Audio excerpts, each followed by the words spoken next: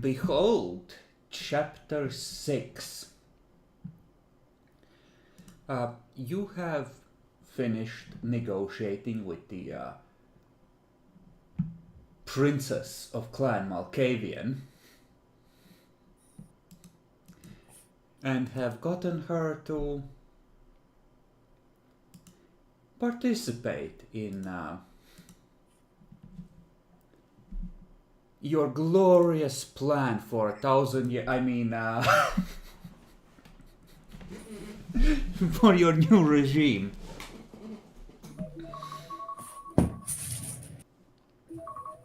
Oh no, is the server down?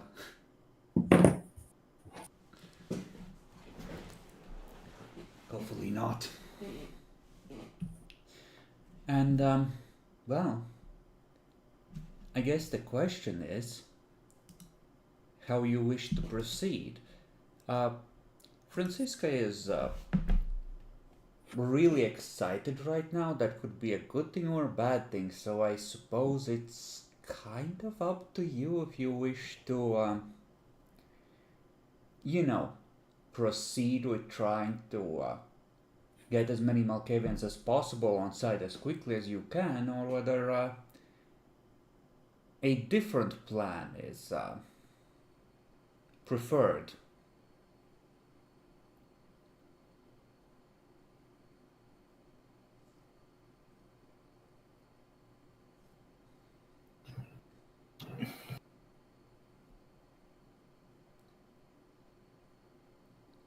And do you even care about her enthusiasm, or is it better left aside? No, she wants stuff to get done. Let's somehow bring Clan Malkavian on her side. Okay. But how can we do it?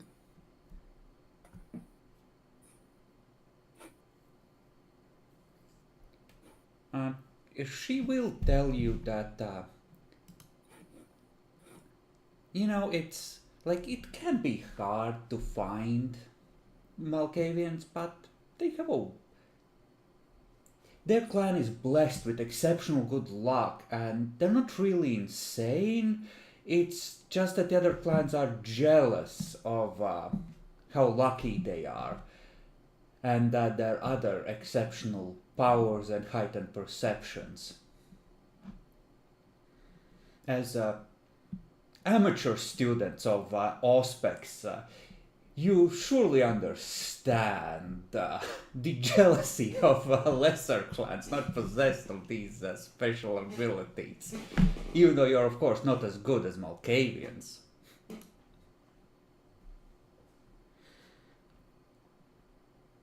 Would you like to continue with? Well, I have a plan for making the Ventry look bad in the long run. Would you like to start with that? And they may just show up.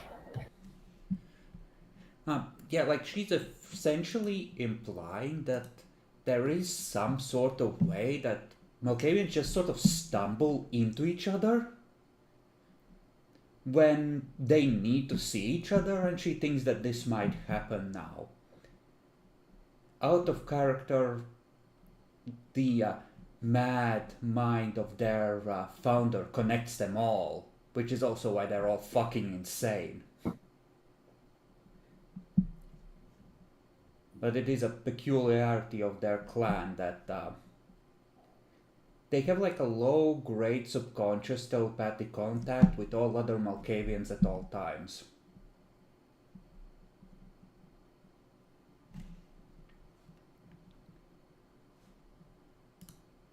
I will roll on her behalf with a few dice she has in the appropriate thing to see if she managed to get a success. So she will presumably eventually stumble into one or two of the other Malkavians, if not all of them.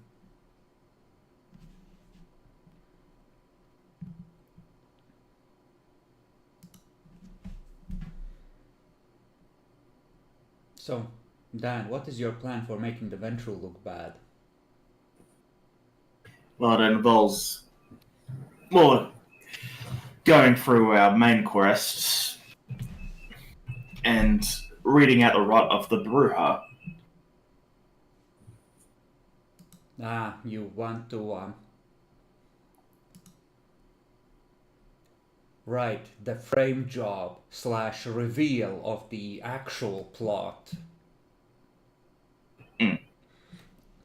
You know, you're starting to get it. It doesn't matter why they actually did it. What matters is how you can present it. Mm-hmm. So the steps would be, we go to Barthold, we get him on side. If something happens to him, you know, it just happens.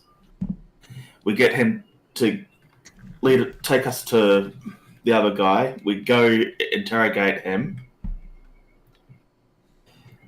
If he has we can find out the whys and the who's and the hows. Then collect the sniper woman, kill the demon. Well, that's why we're getting witnesses. We're getting lots of things done all at once. The sniper woman, the Bruja sniper woman. Yeah.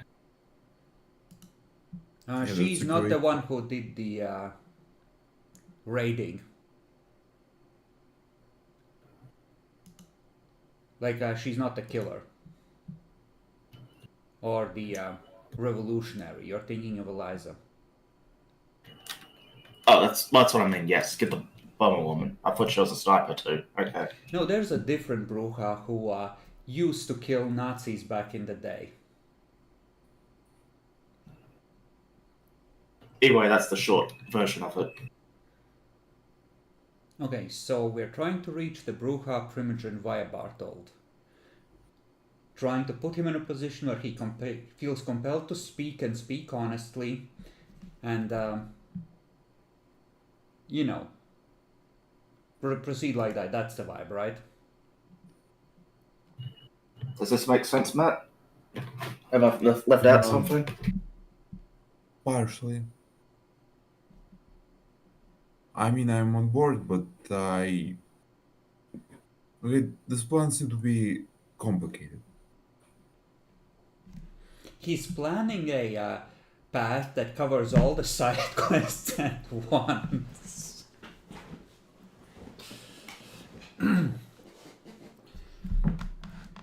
For me, the common sense flaw in this plan is how you manage to make a Bruja that is older and more powerful than you feel compelled to tell you anything, especially when he's already in good with the prospective prince.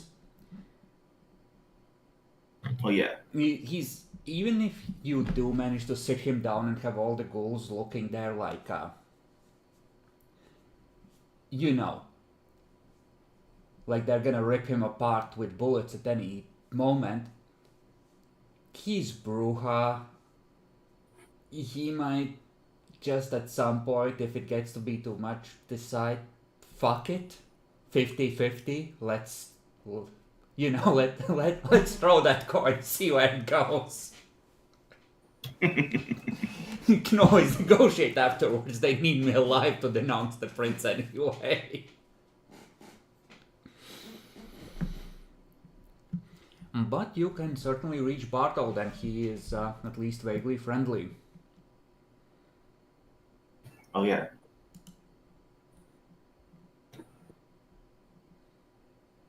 I mean, we can see how amicable he is if he's got any suggestions, or if we can actually get that sniper woman to help as well. I don't know.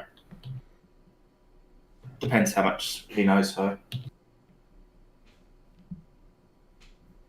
Yeah, you have no idea which members of Clan Bruja like each other and for what reasons. After all, revolutionaries tend to eat each other quite often. It is the way of revolutions. I heard a phrase which really resonated with me on the internet yesterday. Hear me out. Russian nesting doll of purity tests. there's always a smaller revolution inside a bigger revolution that is purer than some members of the bigger revolution, and it keeps going down until there's only one left.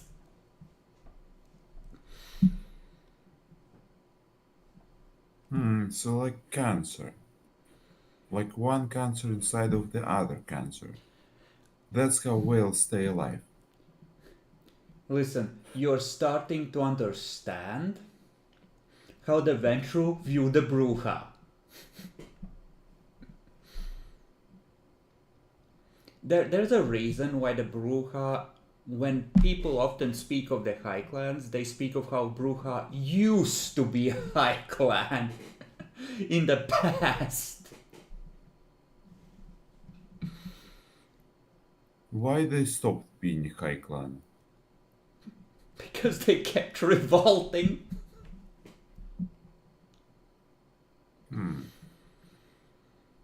Yeah, no, it makes I mean, sense. they went from philosopher kings to street trash and thugs.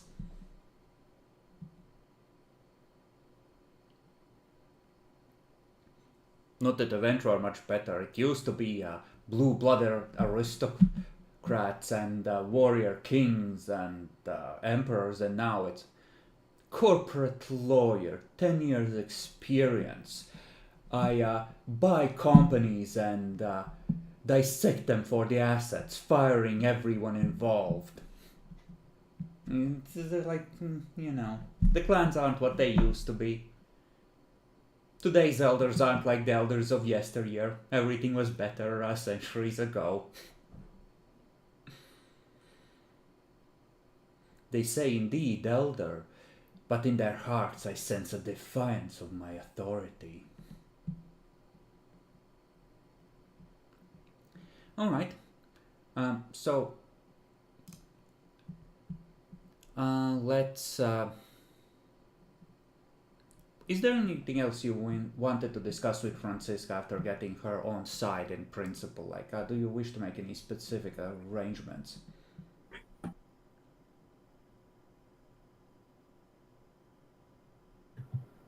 I mean, if she knows much more about the other Malkavians, anything we can use to get them on her side, that'd be good. Well, it's apparently that is a touchy subject because she feels that the clan stereotype of them all being insane is deeply unfair, and she's certainly not insane. But apparently, just by some strange coincidence, all of the other 5 Malkavians in the city are insane in some weird way. Every single one of them. It's a weird happenstance that unfortunately reinforces the stereotype. Almost like Clan Malkavian is Clan Malkavian. But clearly they're not all insane because she is clearly very sane. So it can be true in every case.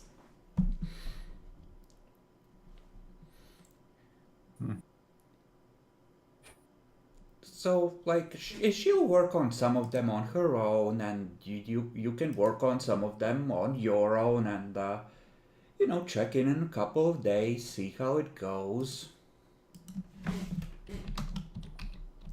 Let's see how she does on finding people. Yeah, she'll find one of them. And, alright, you leave the hotel, having had your meeting. You see, like, one of the managers just eyeing you with a look like a, oh thank fuck, there's not gonna be any violence tonight as all of you, you know, leave. The ghouls seem to have enjoyed their champagne and are certainly a bit tipsy. And you load up in your suspicious white van to Black. You said white previously, sorry. We're not retconning the van color now, Matt, sorry. Now, if you want to take it in for a paint job, it will be unavailable for like 2 days while the paint dries, but you can definitely do that. You can certainly afford to, but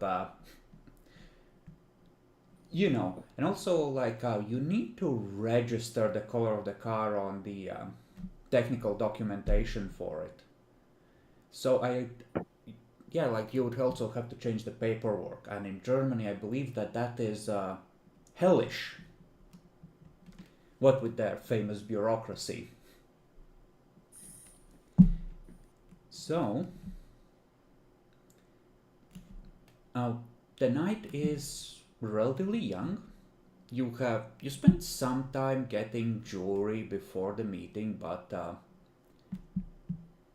other than that, where to? It's like, let's say, midnight-ish when you finish.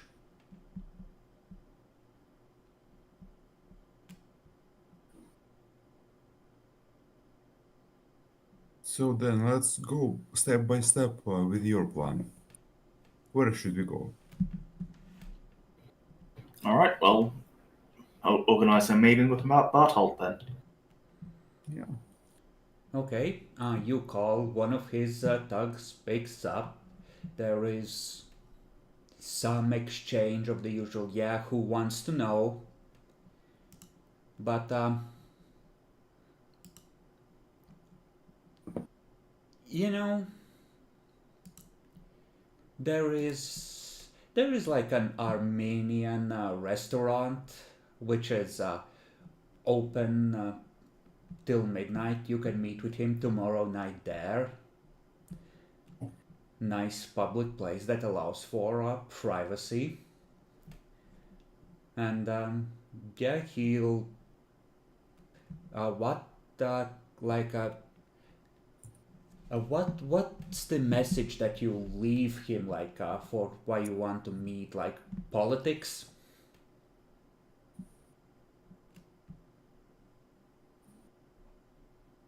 Business? So then, are we looking for his sire, or are we going to hunt the werewolves? I mean, we could go either way. We could use it to hunt the werewolves or go for the Ventru. You haven't met any new threats from the werewolves for a good long while. You so far only have theories of what might be sent against you. We don't have any much solid on that. That's why I'm saying what we can do, which is solid, and what we can do. But,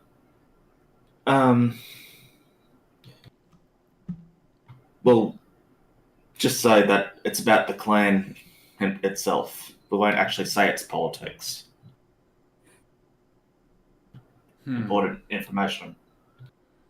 We have important information for you about your clan. Yeah, no, he'll be happy to meet you.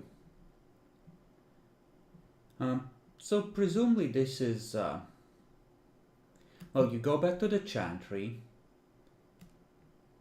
you have a call, or maybe you use a payphone if you're being security conscious.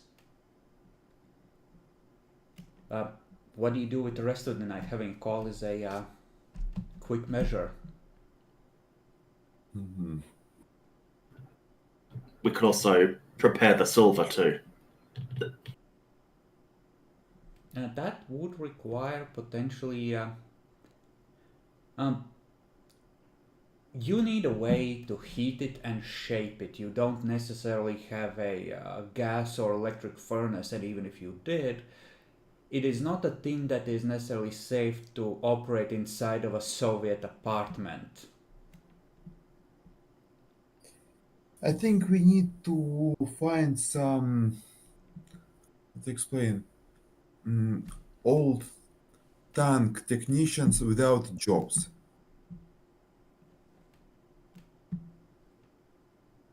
Well, like, so you want to go searching for people to hire to do this?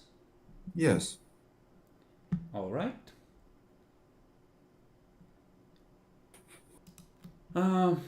You want black market blacksmiths, effectively. Give me a...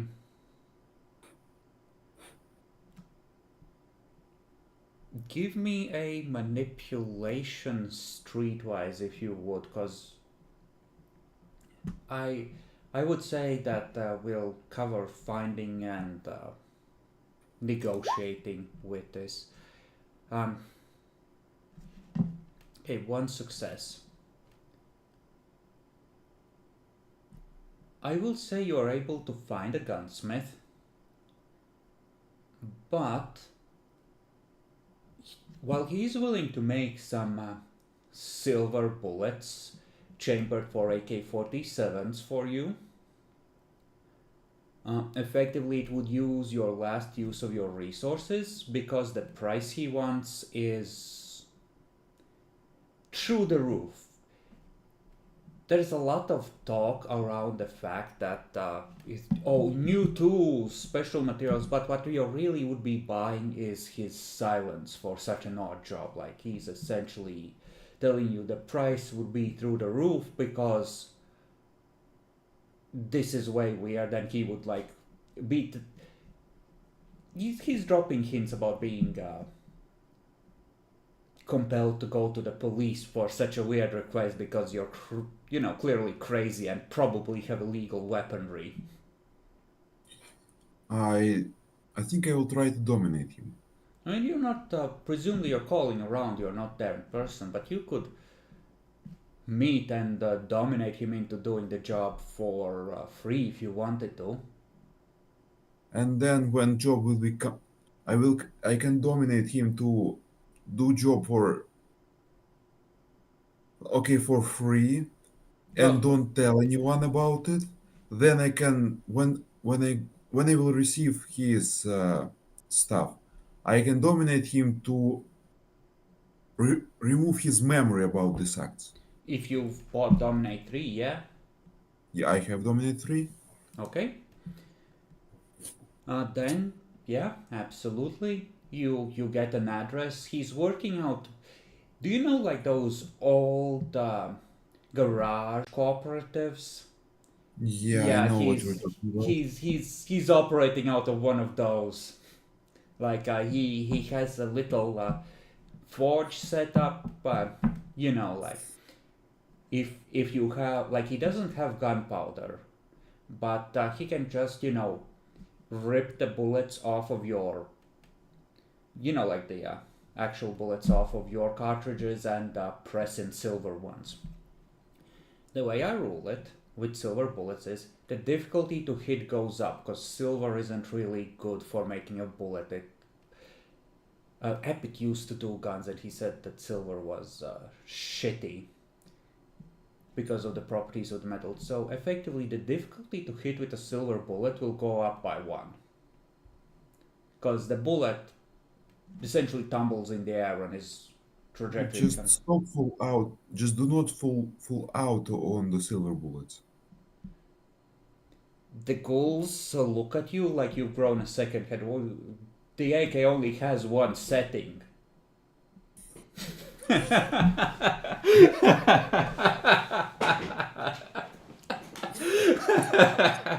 What do you mean out full? We only have that much of. Okay, I will specifically train the ghouls how to use other firing methods. They have trouble comprehending this. Like, this is some mystical arts that weight of AK-47 bullet. Not that these are 47s, but so 79 grams. I presume that silver, well, silver might be denser, but we'll assume it's about the same. So you can get, let's say, if you desilver the shovel, if you have him desilver the shovel, let's call it like 5 magazines of silver bullets. Uh, if you don't, you can get like 3 because you only have so much silver. 5. That's not perfect. 5 is not divisible by 3. Well, you have 5 guns because you and Dan also use pew pew in I theory. don't really much use pew pew. Not my style. I'm more of a set style on fire guy. Okay, anyway, uh, let's meet this guy first.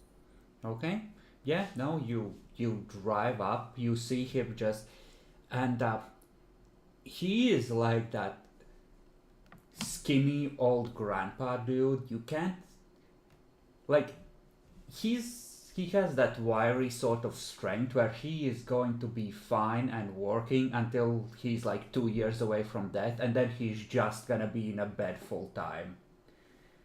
And he's just, dragging deeply on a cigarette, like rubbing his arms, like it's a bit cold at this point in the year. He just nods at you. You the guy? Yeah, Okay. 5,000 Deutschmarks up front, the rest when we're done. can I dominate him now? Absolutely. What command do you Hmm. implant him with? Like, he isn't even avoiding your gaze. He is fully like, this is how it's gonna work. You clearly need me. This is how much it's gonna cost. I will pay you 500 Deutschmarks, and you will not tell anyone about this job. And then dominating. Okay, let me suggest rephrasing this. Uh, Tell him to do the job for 500 Deutschmarks and then do not tell anyone about it. That way,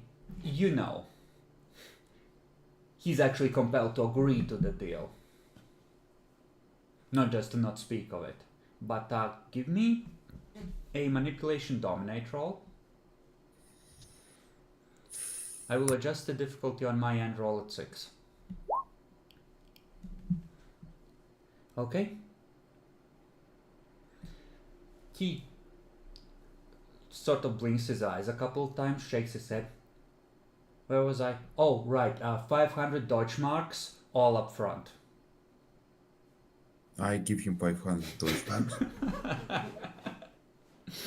Pleasure doing business with you. Let's get down to work. He turns the light on in the garage. There's a big propane and big oxygen tank in there. Yeah, like let's say he doesn't use a coal forge. He turns it on, lights it. You see him doing head math. Puts the shovel in, and you see him counting under his breath. Apparently, he has an idea of how long to keep it in there. And yeah, like eventually he pulls it out and he manages to like hit the backside with a hammer and then use a pair of pliers to just pull the softened silver off in a sheet and dump it in like a ceramic container to melt it the rest of the way. And yeah, it's gonna take him several hours, and presumably you keep an eye on him, but Yeah. he does seem to have all the appropriate equipment, and at the end of the night you have 5 magazines of silver bullets. When I receive the silver bullets, I rewrite his memory from basically other people came to him, ask for You change your appearance in his memory of this encounter. uh, yes, I think change. and change the item itself. Like, Okay, what do you want the job to have been instead? I mean, fixing some tools. All right, sure. Give me a wits dominate roll. Memory Interesting. modification is wits. That's one more die. Okay. Okay. He nods along with you. Yes, yes. And then that weird fat guy wanted this. You know, it takes a little while because memory modification isn't telepathic. It's essentially they tell you what happened, then you're like, no, that never happened. You don't remember that, or you're no, this happened instead, right? Like you're correcting their recounting of the memories. And then throughout all this, are you keeping a lookout? Heightened senses Well, I haven't got active? much else to do, so yes. Heightened senses active? Uh-huh. Give me a perception awareness if you would.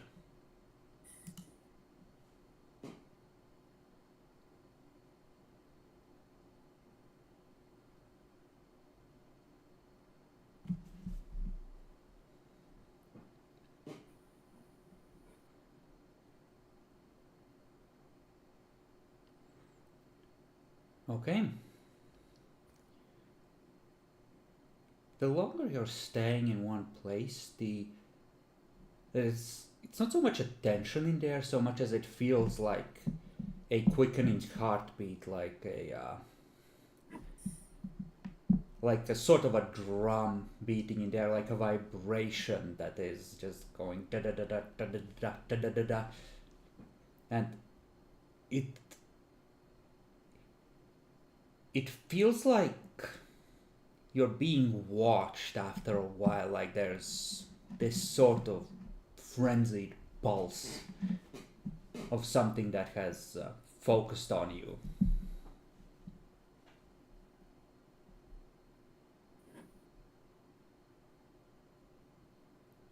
But it seems that they're finally finishing.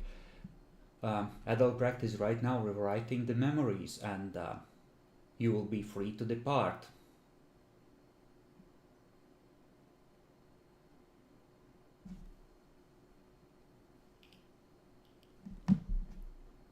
Please let me know when and if you load the silver bullets, since you have a limited amount and they are more difficult to fire.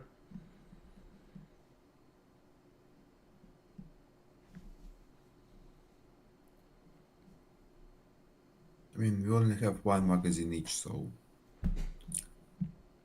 it will be a specific time.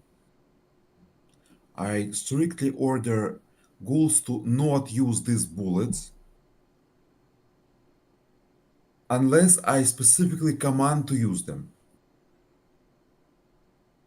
These are special anti-werewolf bullets. Boss, we We know what only a have silver bullet is supposed to do. We've seen movies. We're not stupid. then learn to fire in semi-auto mode.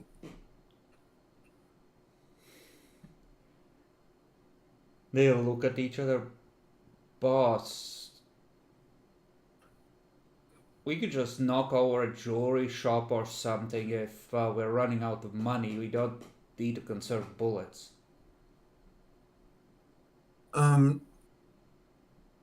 We need to be more careful from now on. Another concerned look among themselves. There's a certain vibe of "Daddy, are we poor now?" in the air all of a sudden. Not strictly, just we are using very expensive ammunition. See, we should have stayed and grabbed more of the silver one of the other one's elbows, whoever spoke up. And then we would have got ourselves caught red-handed by police. Dan, if you would, while the ghouls are discussing the fire modes on an AK-47, a perception alertness at a difficulty 8, if you would. Since you're driving, I'm presuming you're not keeping auspex on due to, random high beams on the road, sudden noises, etc. that could cause an unfortunate event. No, you have no idea.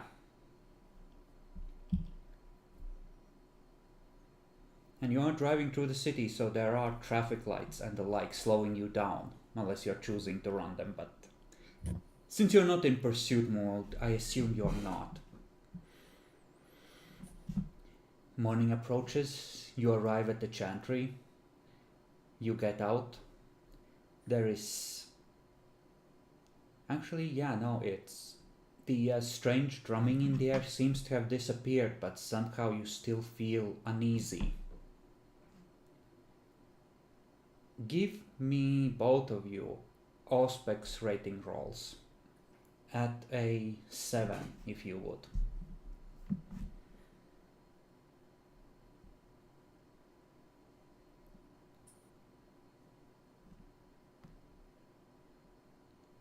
Jesus Christ, hyper-specialized piece of shit.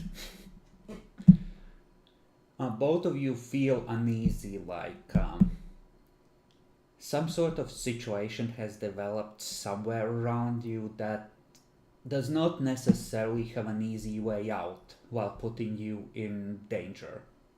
Stop. Then how can you have 4? He bought telepathy last session. Current rating times 5 for implants. He saved up and he bought level 4. Oh. That's So great. he can literally read minds. He just needs to spend the willpower for supernaturals, essentially.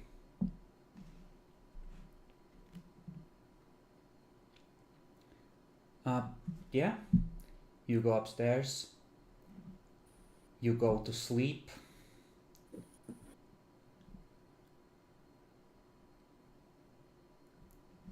Let's see. Both of you roll a luck dice. The higher wins a prize.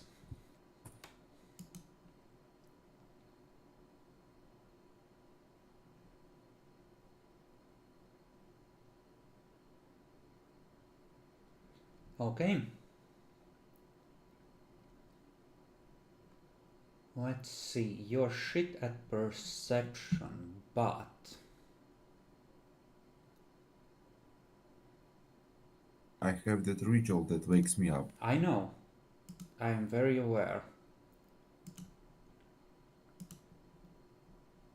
You're up on the 4th floor, and you can feel the weight of the sun somewhere above, where it is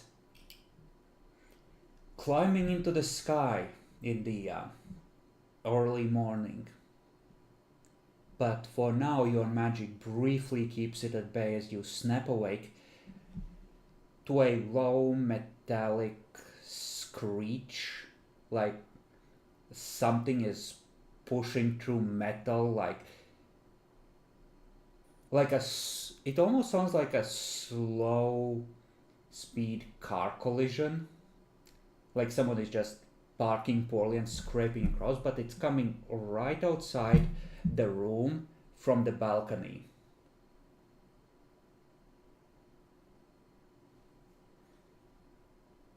Guys, full alert. Someone is trying to break in. Okay. You call out.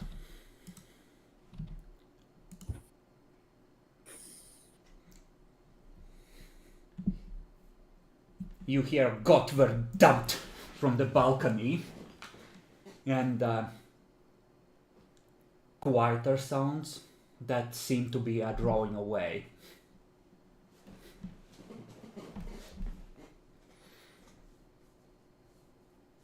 And your 2 turns pass, you presumably move out of that room and like maybe into the lobby where you will have less of a chance of catching a direct sun ray, and you are drawn back into sleep eventually because your humanity sucks. When you wake in the evening, the ghouls will point out marks on the balcony where it seems that there's 2 sets of 10 marks where the metal is shiny on the iron balcony railing, where something big seems to have clawed into it. And you recall that the ward line is a circle, and the regent stepped along the balcony when casting it as well.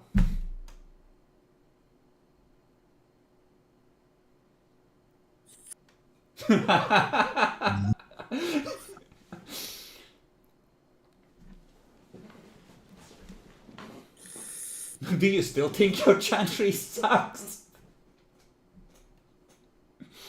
Okay, that's an emergency. We need to tell our sire that werewolves breached the seal. Well, they didn't get in. Like, you know those narrow Soviet balconies? Like, he was stepping along it. The railing would have been outside the circle. So Yeah. the circle protect. Yeah, if the circle hadn't protected, you would have had whoever was out there having a little fight with the ghouls while trying to get the sunlight to give you a kiss.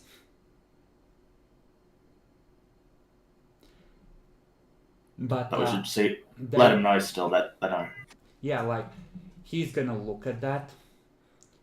This is like probably like the first time you've seen a lot of times when he's looked like he wants to swear, and he's certainly called you a fool. But this is the first time you hear like a genuine fuck out of him.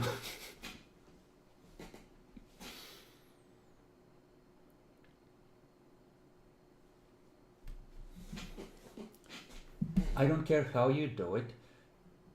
I need a week to set up the new location, and I will need your help with casting the ritual to anchor the source. Get them away from here long enough to do that. So we need to stay away for a week in some other place. Well, they know that this place is protected now. So you staying away won't help. You need to presumably distract the werewolves in some way. If that's what it is. But the claw marks are... It's almost like someone was squat perching on the railing while trying to press their face through the wards. And just clawing at the railing in frustration.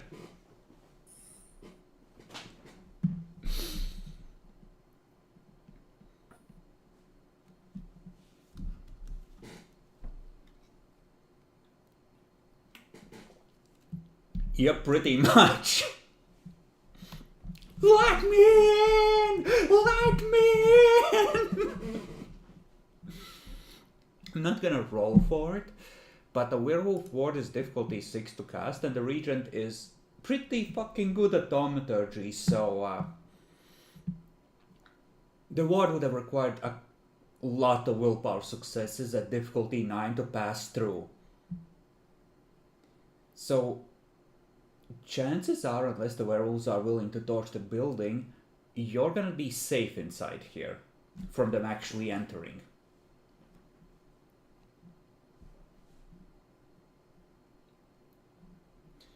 How do you wish to proceed?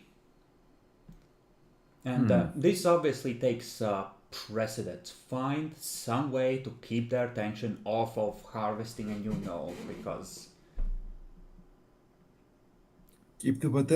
Keep their attention from chantry or from whatever our sire is doing. Both.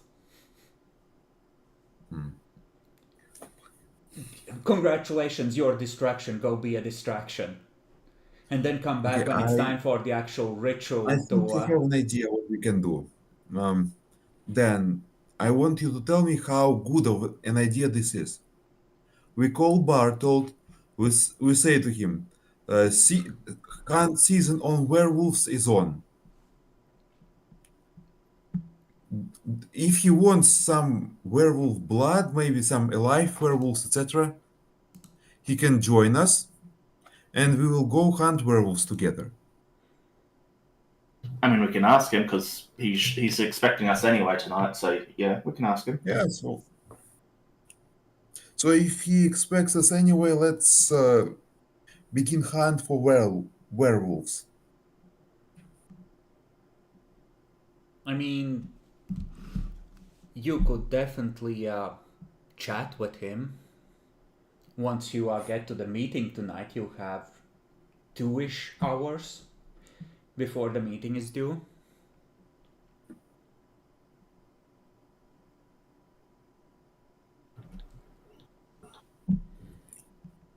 How's that blood pool?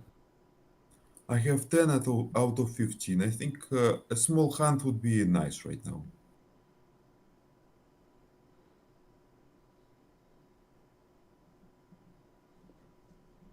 And what about you? I got 7, but I don't use as much blood using my skills, so I could use a little more. You wish to split up to hunt? No, we hunt in our domain as usual. Well, yeah, but you're still splitting up and stalking individuals on your own. Yes. Yeah. Alright, give me your. Well, you set out for your domain, the ghouls load up. And yeah, you head out there, give me your hunting rolls. The difficulty is going to increase to a 4. Oh. Because you're going to be interrupted partway through. Okay, yeah, no, you find a bunch of people, you can wipe minds now. And you just find a group of friends, you're like, sit, sit, sit. And go through the group. I take 2 blood points from each and I'm full. Okay. If only I could remember how aiming works in this game. So this is that much. Aiming takes it to this much, I think, with that sort of equipment. You hear a gunshot ring out as you are enjoying this exceptional feast that the evening has offered. We return to our wolves. You rush towards the ghouls, and you see 2 of them covering behind the cars, scanning the rooftops, and you see that one of them, poor Hans, has had his brain scattered across the side of the van by a bullet. That's odd.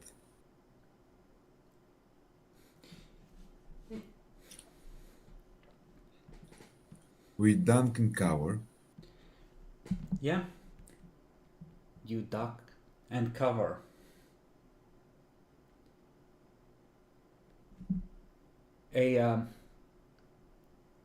Maybe 5 minutes passes, and a nearby payphone rings. I answer. Hello, Leech. Hunting season's open. Click.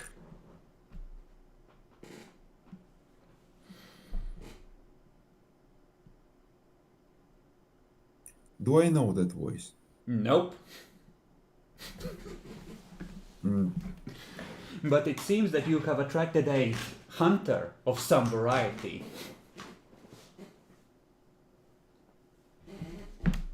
I really hope they'll stop. I really hope those are werewolves, because if we have hunters on top of demons, on top of werewolves, on top of I don't know. vampires, You used a lot of fireballs. Someone might have seen. The news might have spread. fuck. Seen aliens abducting people, vampires draining people of their blood, witches setting people ablaze or levitating objects. Call this number for exterminator services now. Someone might have read the wrong ad in the newspaper and called the wrong number. Could have been that easy. Yeah, but would you know that terminology, what they use it for us? That is extremely specific. Intelligence politics at 9. Yeah, I think this is a politics. And you Because tell it- me. Yeah, because this is about interactions between groups. And I think highly specific werewolf slurs would fall under politics, not occult.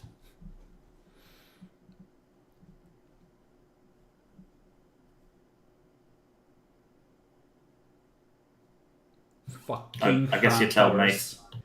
Fucking hunters. I mean, you're not wrong. Society of Leopold! Poor society of Leopold. The Inquisition. Yeah. You don't know what other groups might or might not use it, but you've heard about, and you don't know how prevalent it is, but you've heard about. Don't you remember it from the book? To them, we are but leeches preying on the world, kind of thing, right? Like, it was in the book, and for you, oh fuck. They're not gonna come close. Not while we have all these guns. Hans's body is rapidly cooling. If you wish to turn him, you would have to do it soon. Otherwise, you have a dirty van and a body to dispose of. And Stop, we can turn him? you could just feed him some blood and turn him into a vampire. It would be highly illegal. No, can we just heal him? He dead. His insides of his skull are scattered across the side of the van. With mortals, if you do 3 health levels or more in a single hit to the head with lethal damage, it's an instant kill. That's the way I rule it, because headshot. That's why the shot was rolled at an 8. Someone lined it up while he was smoking and ventilated his brains. It was extremely unexpected. Yeah, it's weird that other supernaturals might have at least a few members that realize the axiom of a sniper rifle cures many problems, including AK-47s.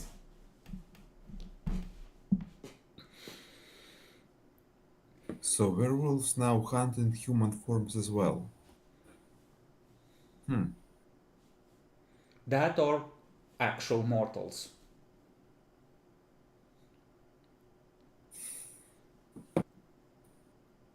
It is strange though, werewolves are supposed to have a predilection for natural magics, not technology. They're supposed to hate technology. According to the book you have, right? Like, it's like, they are creatures of both material and spirit worlds. They can travel as spirits, etc. That sort of thing. Stop. I need out of character knowledge about werewolves. Do they turn into humans? Well, of course. Can they turn into humans at will? Of course. What stops them from using firearms? Tradition. It is dishonorable for many tribes or some types of werewolves to even touch human tools, but that's the only thing that stops them. It's dishonorable for some of them. So there is some probability that it was. Anyway, since this is still a tense situation and you decided to wait tensely, wee-oo, wee-oo, wee-oo. Okay, we keep the. Should we leave the body? No, we shouldn't. It's a masquerade bridge. We shove the body into the van and run away. Strength athletics Go away. rolls. You can use your own dice, or you can roll on behalf of the ghouls. The ghouls have like 6 dice in strength athletics. No, 5. Yeah, Sorry, let's, but 5 or 6. 5. Okay, I think I'll roll for the ghouls instead. Wait, no, it's 6, because potence. I forget potence. I'll get in the car to get it in the driver's seat to get ready. Okay, you quickly toss the body in, climb in. Those sirens are awfully fucking close. I'm gonna need a dex drive from you, Dan.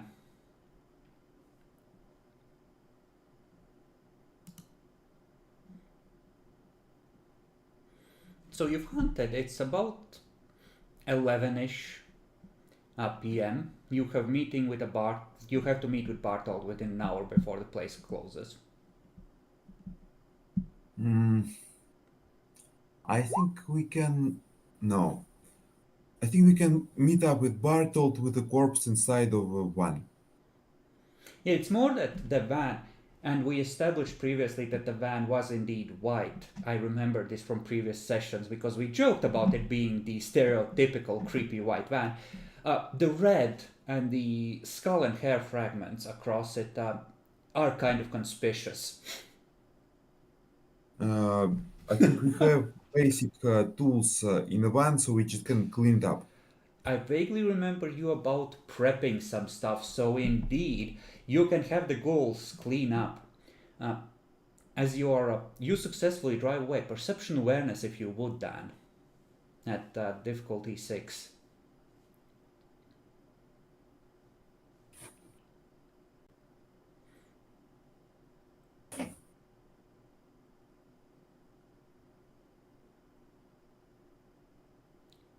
You can sense that same drumming in there, but you sense it more clearly. You sense the intent and emotion behind it. It is a concept, or perhaps a spirit, the animated spirit of the hunt, the beating of the heart, the drumming of feet on snow, the scent of blood in the air. Something is tracking you using spirit magic. Da-da-da-da, da-da-da-da, da-da-da-da, da-da-da-da. Now that you have the connection, you know it for what it is. You are in the eye of a predator that is on the chase. It knows exactly where you are right now.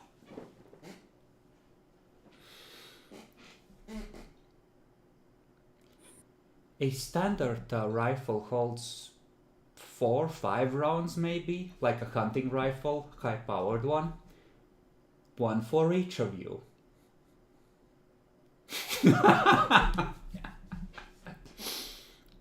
If only we had some sort of a long-range ability.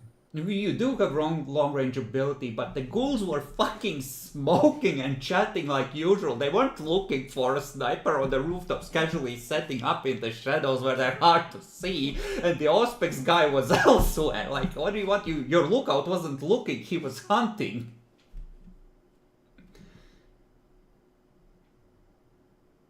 Like, if Walter had been there, he probably would have seen the sniper. He would have had a good chance.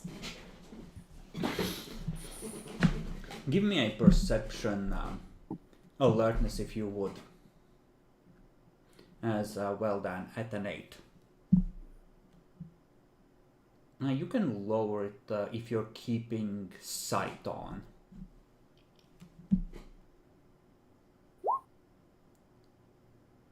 You briefly catch a glimpse of one of the stars winking out on the roof between 2 buildings behind you.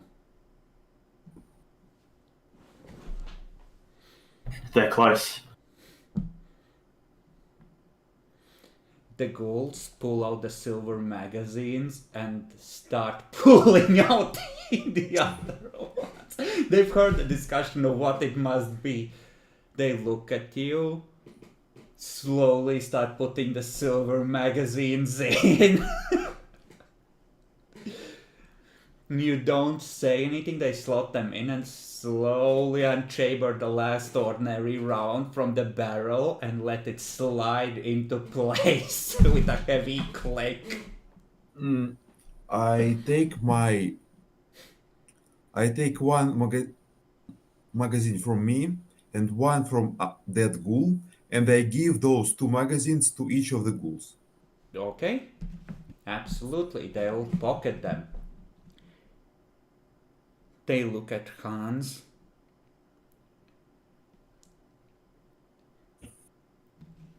One of them pulls out a flask, takes a swig, passes to the other one. He takes a swig and pours a little bit out on the floor of the van. Load my gun too, please. Hands are full. Okay, do you wish to change the destination, or are you still going to the Armenian restaurant? If there was think we only a way to call him. I mean, you could spend the last resource point in installing like a phone station in the van or something, I guess, but you don't know the restaurant's number anyway. Like, this is the days before everyone had cell phones.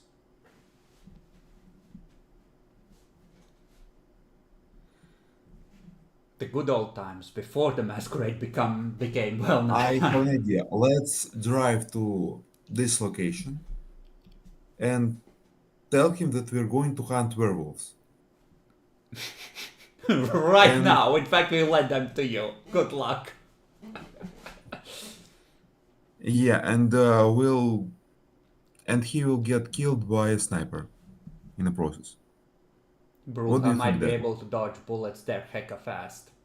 That's even better. So either one guy Either dies way, or we win. the other guy I dies. get it. Yeah. Now you're doing vampire stuff. How do we protect the city? How do we protect the Masquerade? We just go to the meeting. We need this guy dead anyway. Okay. You drive up to the restaurant. You see a couple of Bartol's ghouls, just like one of them just accidentally drops a cigarette as he sees your van drive up, still covered in splotches of Hans.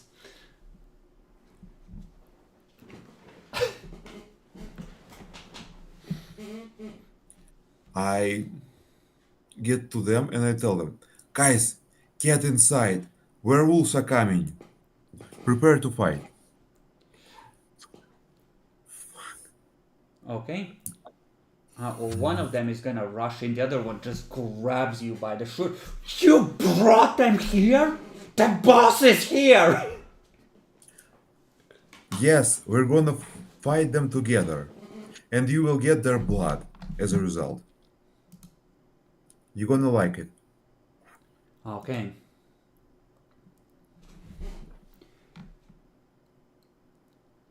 So, Bartol, meanwhile, on the inside is getting told as well, your ghouls are getting out.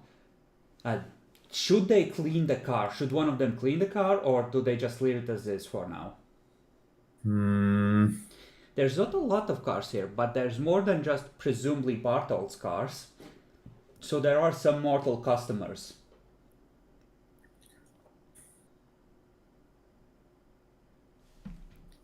I think they should clean it, but in a, how to explain, inconspicuous way. All they have is a plastic bucket and some Basically, generic house cleaning supplies. and can you clean it using celerity? Just quickly. Sure, scrubbing at supernatural speed in a restaurant parking lot is a great idea. Okay, let's go handle the cleaning and we'll go to meet the Bartled. Okay. You head inside Ghouls are left, like one of them is keeping a nervous lookout. The others are proceeding with the cleaning. As you're pushing in, there's like maybe 8 or 9 mortals streaming past you looking scared.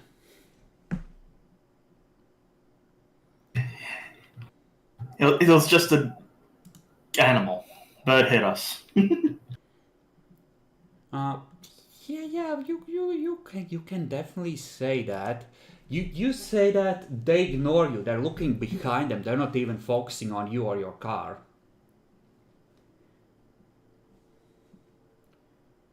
Bartold has stood up at his table, takes a look at you, at your expressions.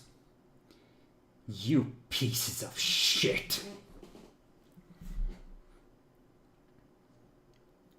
And I'm gonna have you guys roll initiative. What? Bartold is gonna beat the living crap out of you and leave you for the werewolves to find, along with his ghouls. Sudden yet opportunistic betrayal. He likes you a little bit, but not enough to not fuck you right fucking now.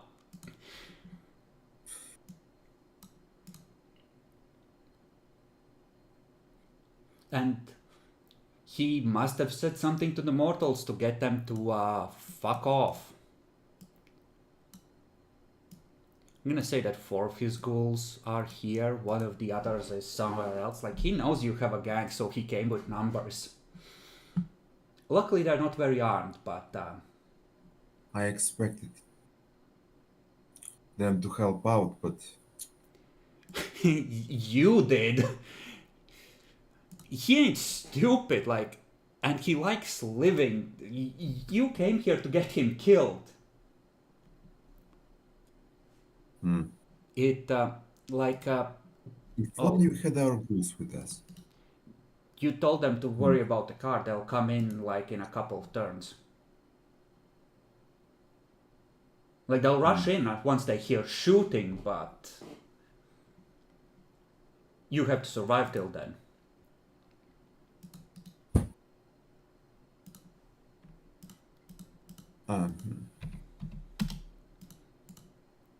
See, this is another mistake you need to unlearn. Namely that player characters are the only ones capable of betrayal in Vampire.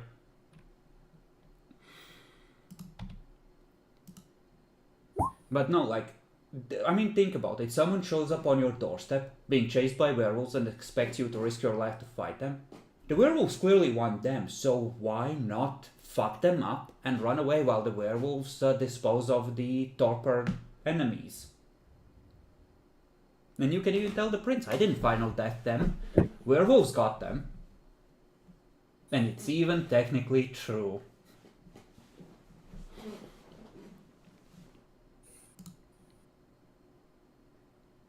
Dan, do we have some sort of a plan, or do you want me to set Bartold on fire? No, we don't want to set him on fire. Unfortunately, I'll just leave evidence again. Hopefully, one of the werewolves. He runs into a werewolf along the way because they're probably close. Stop. I think I have an idea. I think I'm higher generation than Bartold. You could try and dominate him. That'd be good. Yes, that's a good idea. Bartold. He has no idea what generation you are.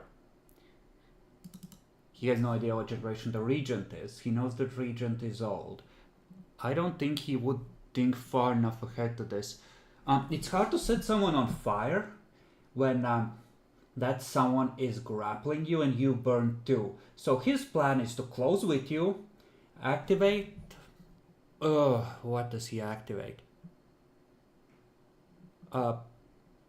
He is gonna activate 2 points of celerity.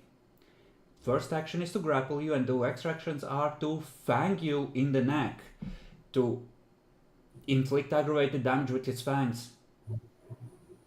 He's gonna rip you the fuck open, you piece of shit, for bringing werewolves down on his head and trying to get him killed. This is like, in the gangster world, this is a bitch move that you just did as far as he's concerned. So he's gonna act accordingly. Why am I not making smart plans? I mean, it's a smart plan to bring them down on top of him. You just missed one tiny detail. It's like chess, he gets a counter move in the heat of the moment as well. And betraying you seems like his best chance of survival. And also, he's really fucking pissed at you. Like, really pissed. And he's a violent man by nature and a bruja by blood, so it goes the way it goes.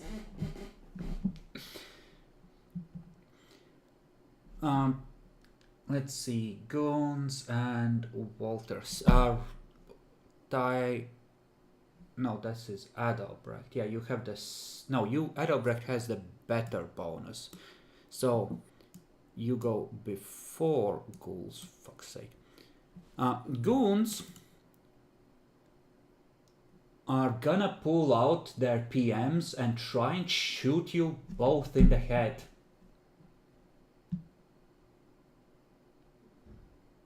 Actually, would they pull out PMs? Nah, boss is going in. It's knives, and it's because it's against vampires. They're gonna pull out knives and they're gonna slice a bitch.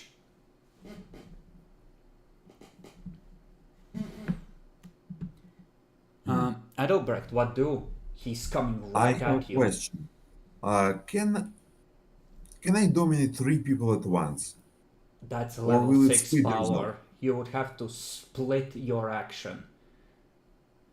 And they wouldn't all take, like, one of them would take place in your normal initiative slot, the other 2 would take after everyone has gone once.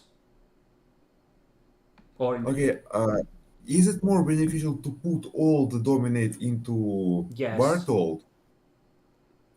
the Okay, vampire, I like, dominate Bart. he's from a physical clan, like, he will rip you a new asshole in a second. Okay, I will dominate Bartold. What's the command? One word command. There's gonna be plenty of distractions. You don't have time for a long, convoluted, command. One word. One word. Can be combined with a gesture, but Just one.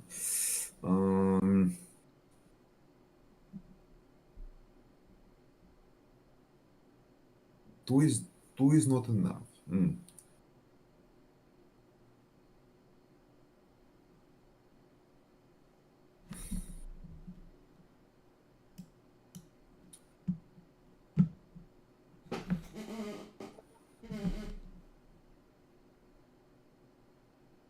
There's an English language problem. There's too many sentences. It's just one word.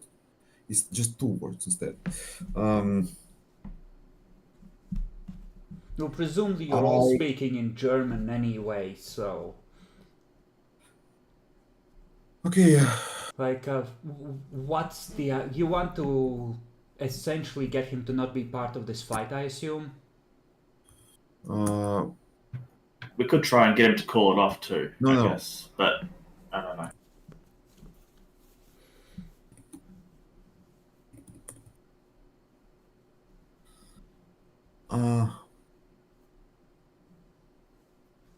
Okay, I found the word. Okay. Basically, this word means stop the fight. No, I'm gonna need you to say a word in English. We're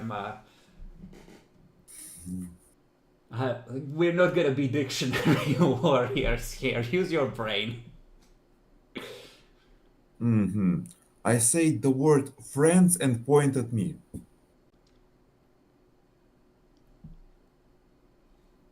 At myself. You use dominate for a while. That's not gonna work. It's too ambiguous. Too many ways to interpret it. It needs to be a command, not a. state of interaction. Out. Okay.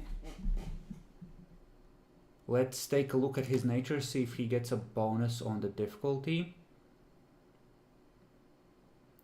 Okay. Walter. Well, this went to shit fast. The Bruja is not cooperating with the get him killed in the line of fire plan.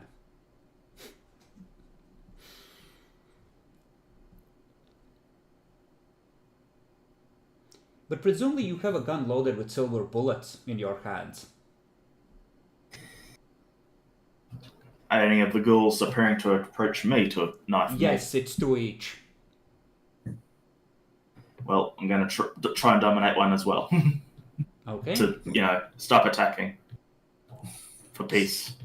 So freeze, something like that. Yeah. Okay, Walter, make your roll. Was it subterfuge or... Oh, no, subterfuge. We roll the Charisma discipline manipulation. rating, so it's manipulation dominate. Yeah, so that's 3. And he's immortal. Cool. Yep, so no chance of a generation oopsie. I did not set them specific natures, how much willpower did... Oh, okay. It does not appear to take. The boss is in danger. Fight, fight, fight, fight, fight! It's time to clap a bitch. Adelbrecht. I spend the willpower point because if this fails, we're gonna die. Okay. I roll my 4 manipulation with 3 dominate. Absolutely. Oh fuck. It will cost him his main action, but his 2 celerity actions are still gonna go off. In combat, you generally need 2 successes to stop them for a turn, is the way I roll it, and then it goes up rapidly. 1 just makes them hesitate or take penalty of some kind. That's 2. I used willpower.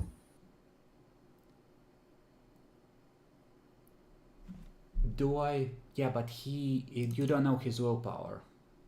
And the bonus he gets for how much against this goes against his nature.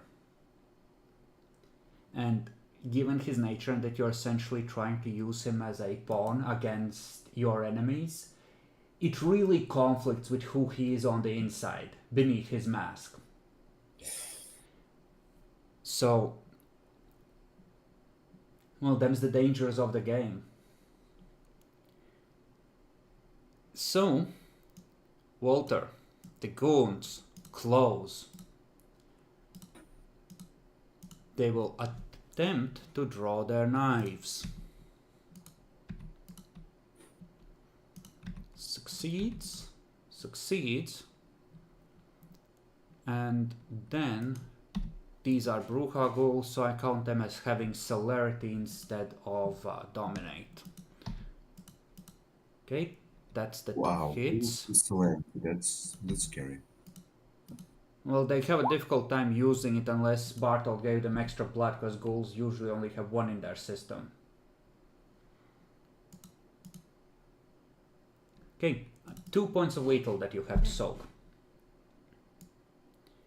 The others close with you, Adelbrecht.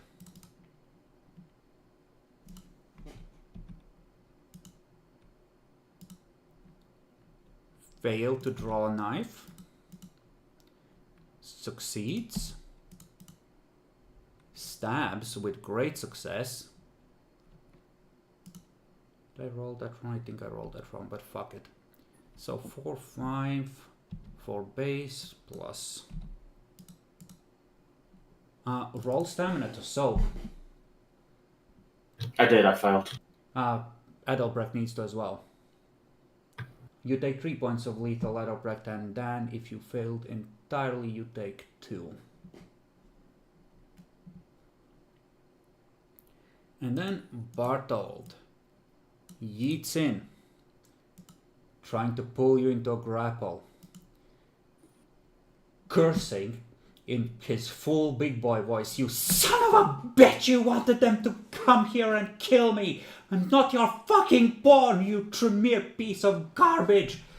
And he will attempt to exert physical dominance over you and pull you into a grapple. Jesus. So, grapple just does the base strength damage as bashing, because there needs to be some penalty to pulling someone into a special hug as opposed to just punching them. So, soak then half was the rule that we went with. Please soak, as you feel bones start to crack as he pulls you close. And you realize that this is why the brew are fucking scary. That goes down to 2 points of bashing, but that's 2 points of bashing from him just crushing you, from pulling you in close. And then, I know it's like watching the execution of your own character.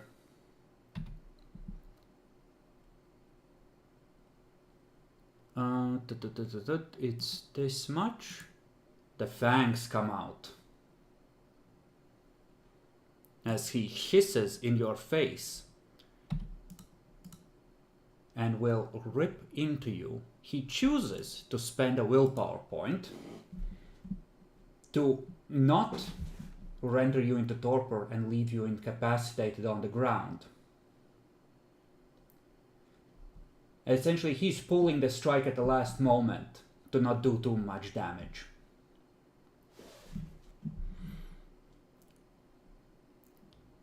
And that's the end of turn 1. Bartold is gonna activate Potence. I additionally take 5 damage from the bite. Is it correct? How much damage do you have left open? I have 2 points. You take those 2 points as aggravated. Bartold spends a willpower to lower the attack. He's essentially holding back. He doesn't want to actually put you into torpor. So, Bartold on the next turn is going to activate Potence, and he's going to voluntarily raise the difficulty to do a controlled attack if you should heal to render you at incapacitated again. And he's telling the ghouls to tie this fucker up. Adelbrecht, what do?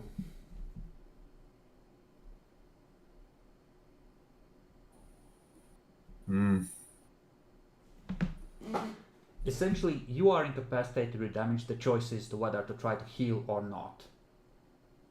But Bartold seems to have an idea of how he wants this fight to finish. And they don't involve you being in torpor, weirdly enough.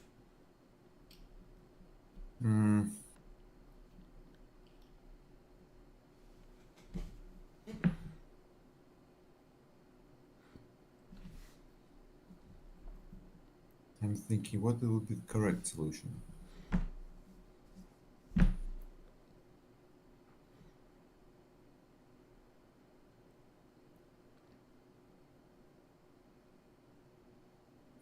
Yes or no? Heal or not? I heal and dominate him to reconsider. You won't be able to get a clear view of his eyes. He's too close in. Essentially, he has you in a bear hug, and his teeth are at your neck, ready to rip.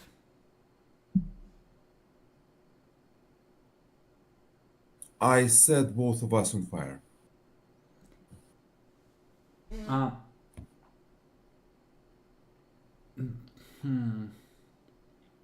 And I heal. You will need to roll a stamina survival to heal at an 8. Setting you both on fire, No, I mean I set him on fire, but I also catch them. like effectively you'll be setting both of you on fire. Yeah. Thaumaturgy is an involved thing. I will raise difficulty by 2 because you're effectively getting, slammed into the ground, bit, etc. But I will. First of all, I'm rolling stamina plus Well, self-control to we're heal. just declaring now. Walter gets Yeah. to try and save you from what you're doing to yourself first, anyway. So, the goons, one of them's gonna. Where would he run to? Is he smart? Fuck. What would he.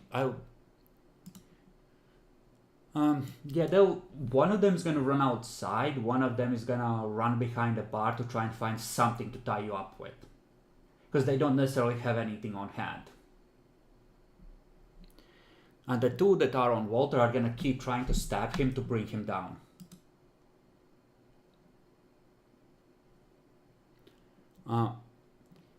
Walter.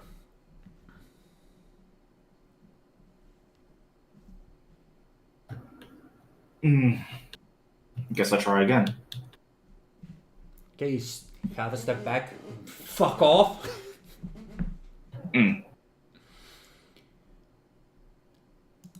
Absolutely.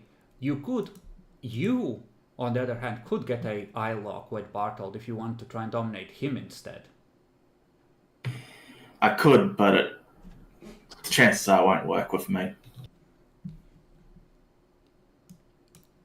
He has a generation number on his sheet. That won't apply to them. I'll raise the difficulty of stabbing you by 2 on that one though. However, stabity.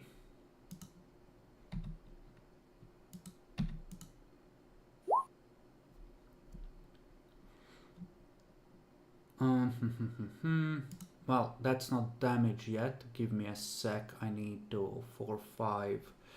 So 6 and 5. You take 1 from that, and from the other one, roll to soak.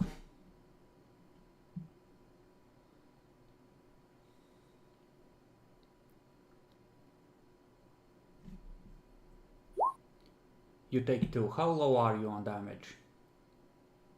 I've gotten 4 damage, then that would make that. So 1 and 2 from this turn.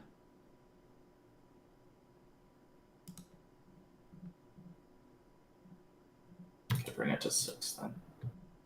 Okay. Adelbrecht, roll stamina survival at 8.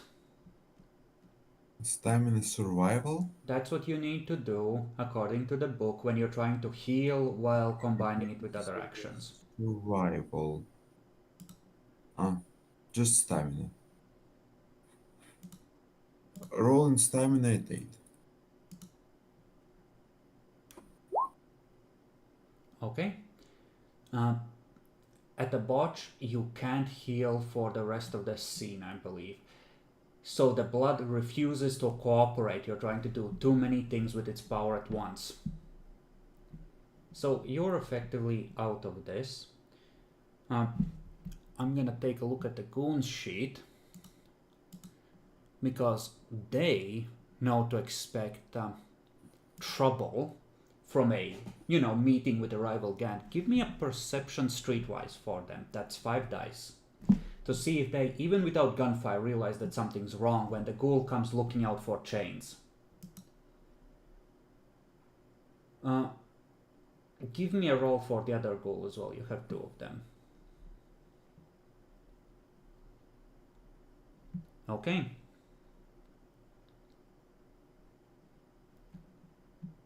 So, nothing happens yet. Bartold is holding you there, his grip like iron.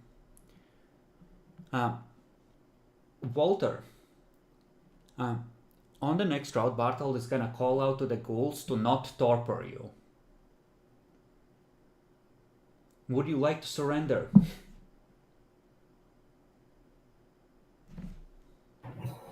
Well, then I'll just put my hands up so they don't keep damaging me. Yeah, they're gonna just drag you to the ground and slam you into the floor. And at the end of this turn, you hear an AK-47 blessedly on single shot fire from outside. Bang!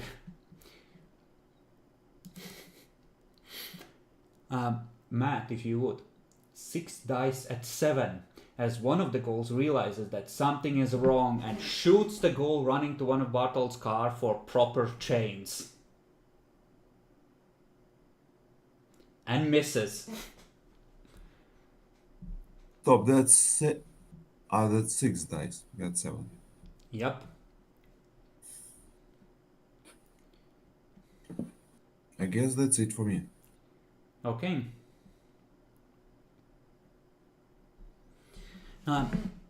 The ghoul behind the counter is gonna come out with towels and things like that and start. They're gonna start tying you up. And in a moment, as more shots ring out, the ghoul that was at the door, one of the two that initially greeted you, is gonna retreat back inside while firing wildly with his PM out of the door. As bullets whiz past, Bartold just goes, "Son of a bitch!"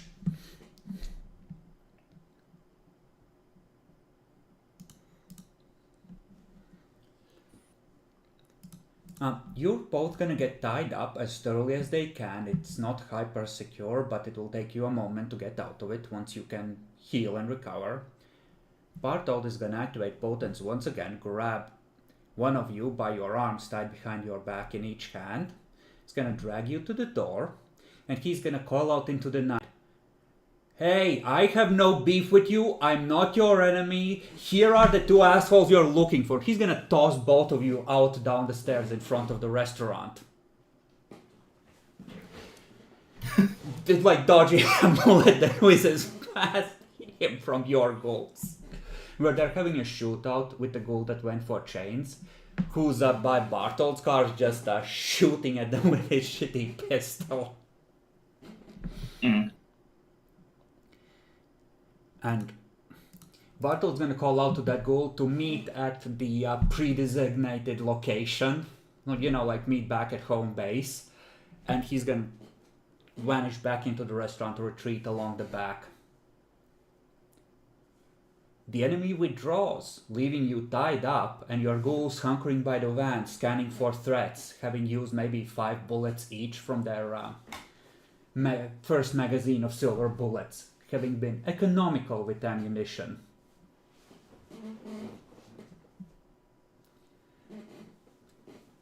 The scene, we're gonna say, has ended. The meeting with the Bartold has concluded. Diplomacy was enacted. Bartold reacted to your proposal that he die for your werewolf problem, and he refused, as you saw. Right now, you are at the bottom of like 3 or 4 stairs that lead up to the restaurant and like a veranda. And you are both heavily wounded. How do you wish to proceed? You are able to heal again. It's the next scene. First of all, heal 3. Just 3 make sure wounds. that the aggravated are set at the top of the track, so like you know. Yeah, you're- write aggravated as hashtag and the normal one as X. Yeah, I think that's correct. It's dot hashtag and X and a shit. Is that correct? Hold on, let me check. I don't remember. Aggravated should be hashtag, yeah. They go down in order of severity. You are both not being immediately assaulted by werewolves. We need to get in the car and keep moving and keep healing. The ghouls, when you call out to them, after it's been like 30 seconds with no more shooting, are gonna rush over to you, help you get untied, help drag you to the car. There's still a few red streaks on the side of the van, but most of the brain matter has been quickly and efficiently removed to the point where it's a lot less suspicious now. And unless it's standing right below a light or it's daylight, the car is gonna pass a casual inspection.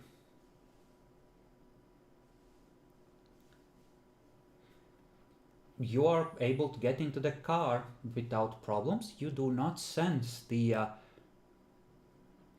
spirit magic on you at the moment. You can roll to see if you can detect it, Dan. Sure. Perception awareness at 6, and you do need to have Auspex active, I would say, to be able to reliably detect it, so keep that in mind. Well, would the difficulty be 8 or where I'm going down from 8 to 6 with Auspex? Are you saying? Well, the Auspex is enabling you to perceive magics that are otherwise undetected. Well, then I'm going to 4 then. Well, no, it's 6. It's base of 6, but you need the Auspex to be on to be able to do it at all. Yeah, I'll still have the Auspex on because I know it's a Tensor Trojan and I know they're nearby. Yeah, but it would be at a 6. Okay. Because it's not a strict difficulty increase, it's that it allows you to see it at all. It's not on you.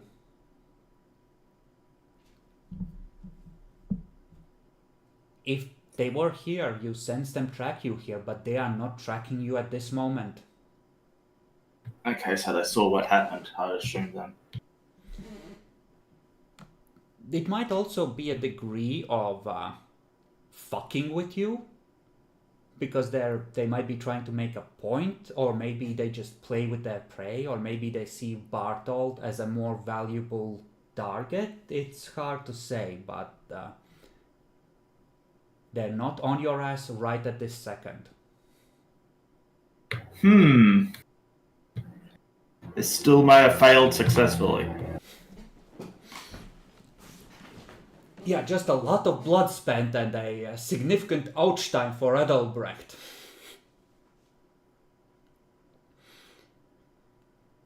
I hope you learn to respect the ancillae of the city and their supernatural powers.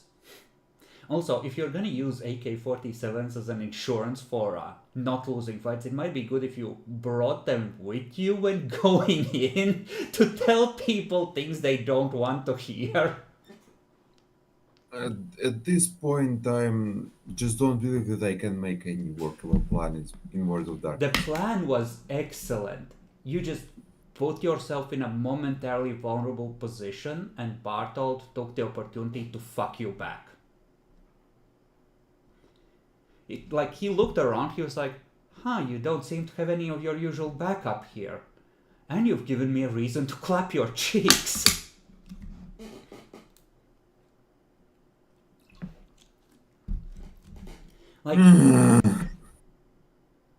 Bartold isn't necessarily the most smart person in the city. He's a man of action and simple solutions, much like you are.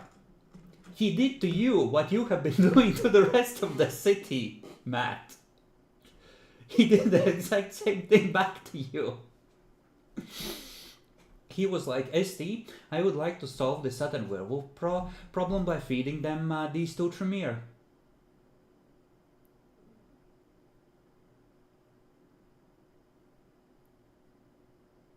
How does it feel to be on the receiving end, by the way? I wish we had mobile phones. Snitch to the prince right now! This fucking Bruja!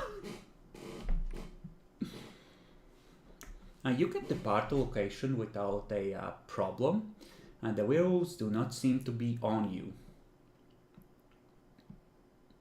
You are not under immediate threat at the moment, as far as you can tell. Mm-hmm. Why?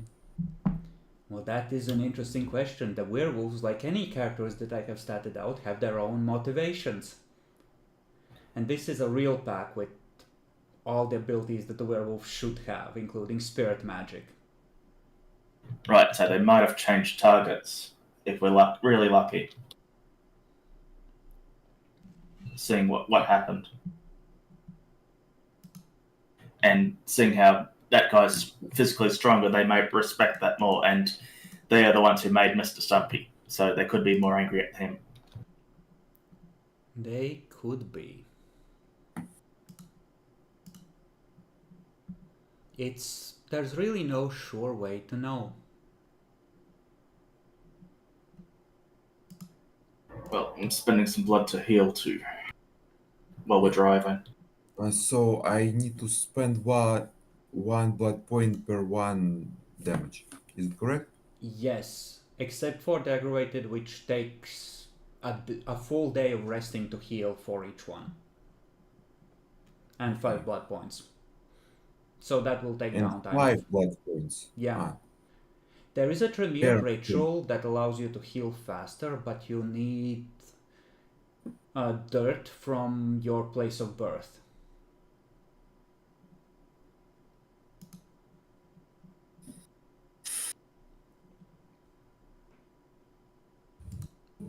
Give me a perception alertness if you would, and you can roll on behalf of the ghouls who are keeping very careful look now, Matt. They have 6, is it correct? Let me check. They have 5, which goes to 6 because there's 2 of them. I'll do it like that. And here, Auspex will lower difficulty to a 4.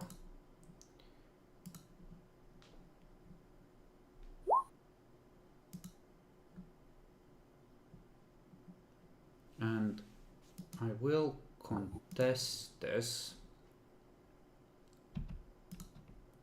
I will raise their difficulty because the streets are getting pretty empty this late at night. Oof. Yeah, it's obvious. It's one of the last Moskvich models that was released that is still in use. They are very obvious with how inconspicuous they're trying to look. There's currently 2 guys in it and they're trying to stay like half a block behind you.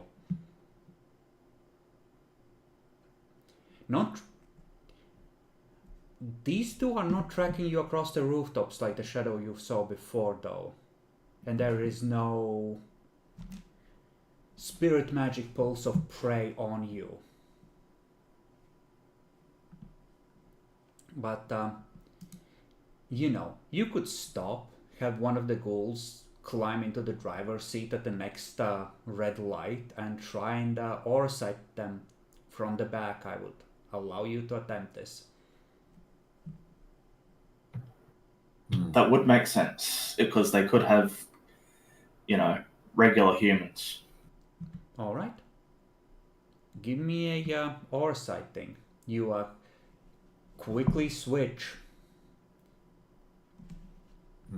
That is perception aspects at 8. You can also attempt to read, or you can instead attempt to read their minds if you wish. That is intelligence aspects. No, reading their minds would be interesting. I don't need to know what a dog thinks. That's right. Fuck them. Okay, then it's perception aspects at 8. You focus on which one, the passenger or the driver? Probably the passenger, because he has more time to think. Okay.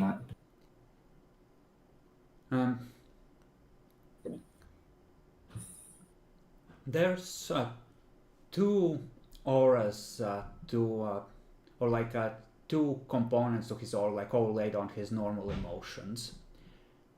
One is like a sense of almost zen-like calm. The other is a bubbling rage that boils through it. And looking at the emotions, plots within plots within plots, with the kind of predatory intent you would normally expect from a vengeful or vengeful Toreador. He is laying the groundwork for a grand campaign, and he is consumed with thoughts and almost salivating at how well this has gone so far. But like he is in full Machiavellian, yes, run, Leech, run mode, you know?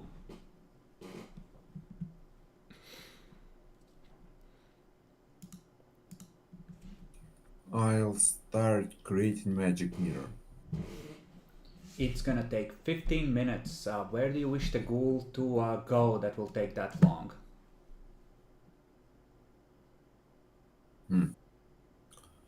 I wish to tell the ghoul to go on the other side of the city. Alright, you start driving across the city just randomly, like drive to that edge. And so you are passing over the bridge when you complete the mirror, you look out the back, and it's like the Red Riding Hood.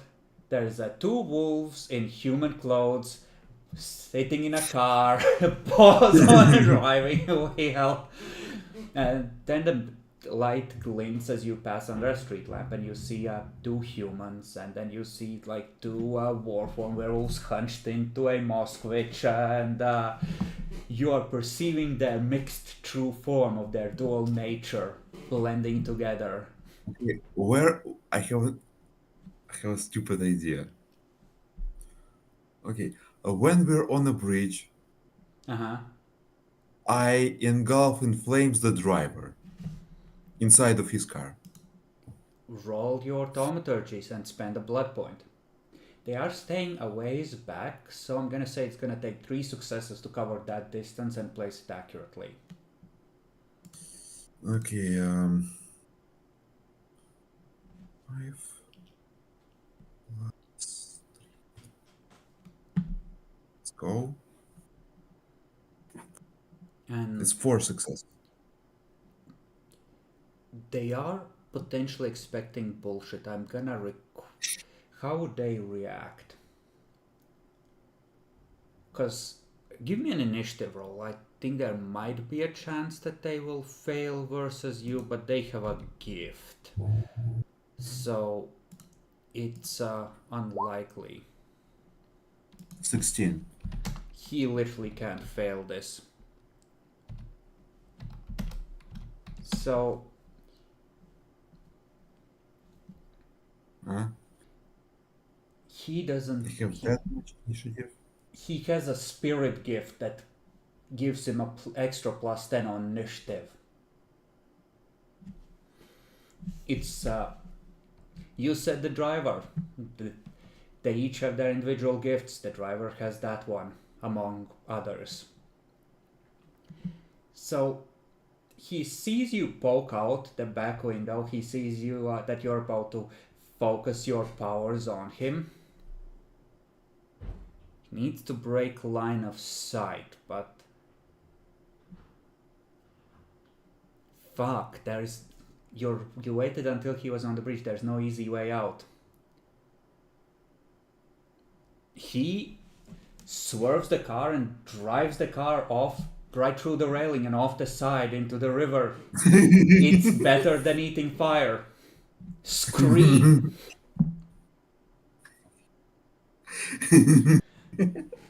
Getting trapped in a burning car sounds horrible. Werewolves need a gift to have fire not be aggravated. So he reacts in the moment. Fuck this. Yeet.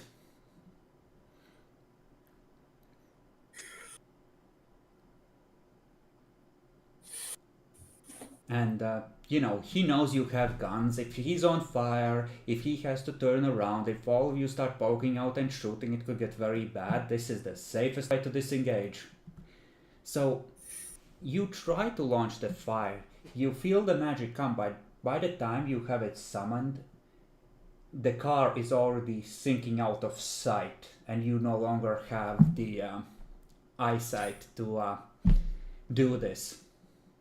Your last view is of the guy in a reasonably decent suit in the passenger seat, pushing against the roof, going...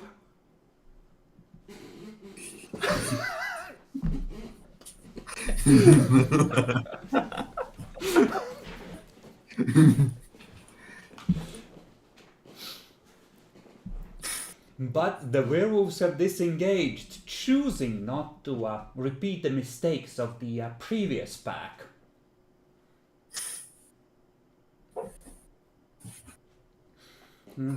Paying with the car for a 2-point botch does seem appropriate to me, in all honesty.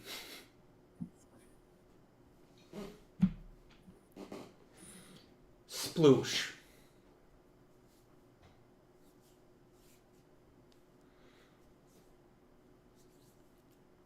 And you're free and clear, apparently. For now. For the moment.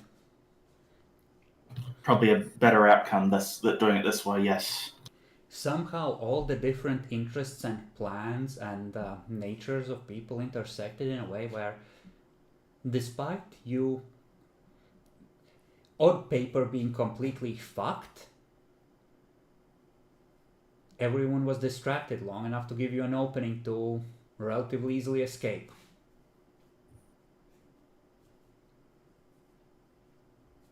For now.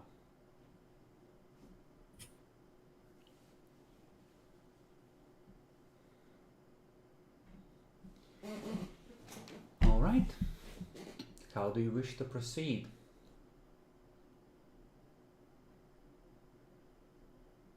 Return to the chantry. All right. Stop. We need to keep them out of the. Yeah. We today we kept them out of the chantry. We pushed them into. It was distracted, yes. Fairly well distracted. For 1 night out of 7 that the regent requested.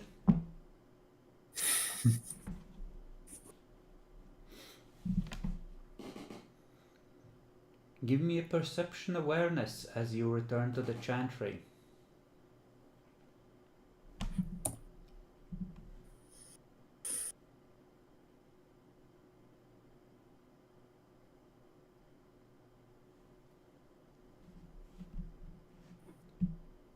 There is sense of mystical potential in the air. Walter, your senses are more finely tuned. It is blood magic. Thaumaturgy. Someone has begun a powerful working somewhere in the general area.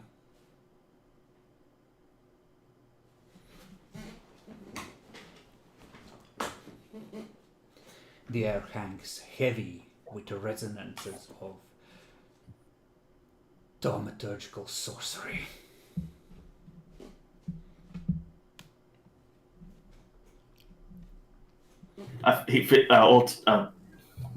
Walter physically does the excellent pose, Mr. Burns style.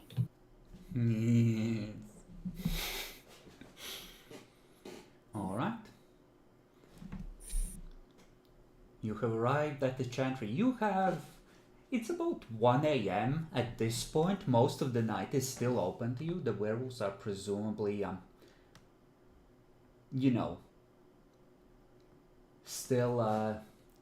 still there. The little girl is watching like nighttime news.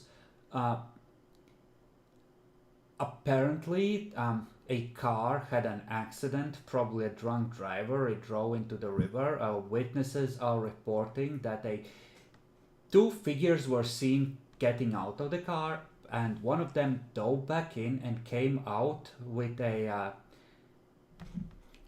large suitcase of some kind. And then both of them departed.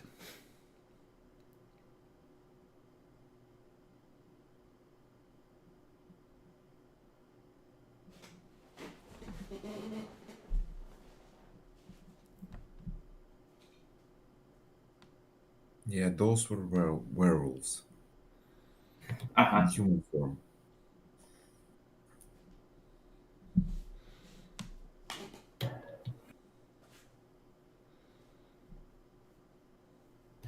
Well, we won't be able to somewhat get permission to sire Hans, if that was going to be considered.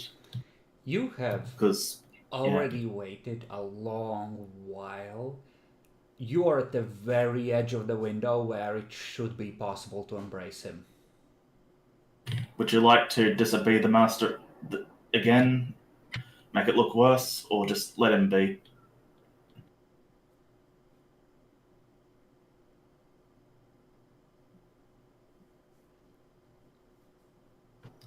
He's not my property. I can't make this decision. Technically, he's no one's Then what are property you trying to anymore. do? He's asking you if you want to sire hands or if you're gonna let him stay dead. Because we can't interrupt your sire at the moment. He's very busy. This is a major tradition, like, sire without permission, both them and their progeny shall be put to death. Should I be put to death for this? Yeah? Like, Technically, no. I mean, yeah. Technically, yeah. Like, I ban you from doing this. well, the question was whether you wanted to do it. He's trying to get you killed. Can't trust anyone these days. Now we'll just find another ghoul as a replacement. Fair enough. That's okay. He only got a name today, so No, well, we mentioned Hans before.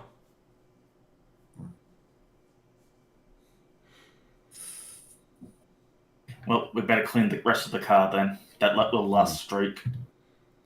let's bury him in the forest while werewolves are busy recovering, drying. Okay, you wish to drive out to the woods and bury yet another body there. Yes. Roll luck dice.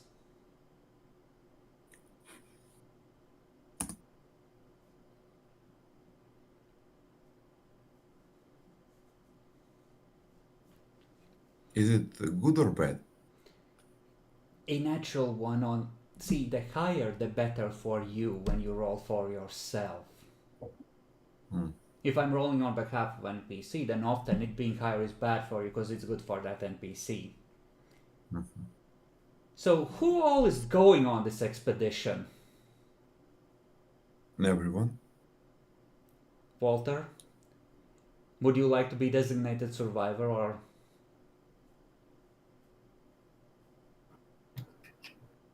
Shit. Are you taking the little girl as well?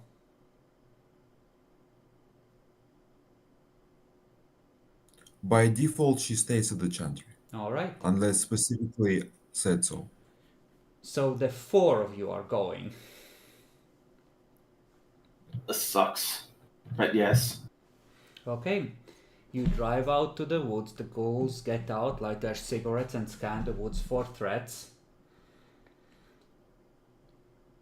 They don't detect any immediately. One of them picks up a shovel. Roll perception alertness.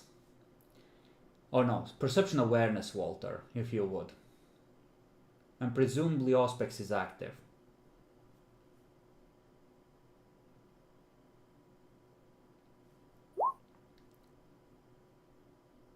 Okay. Yeah, we'll let it be a 4, why not?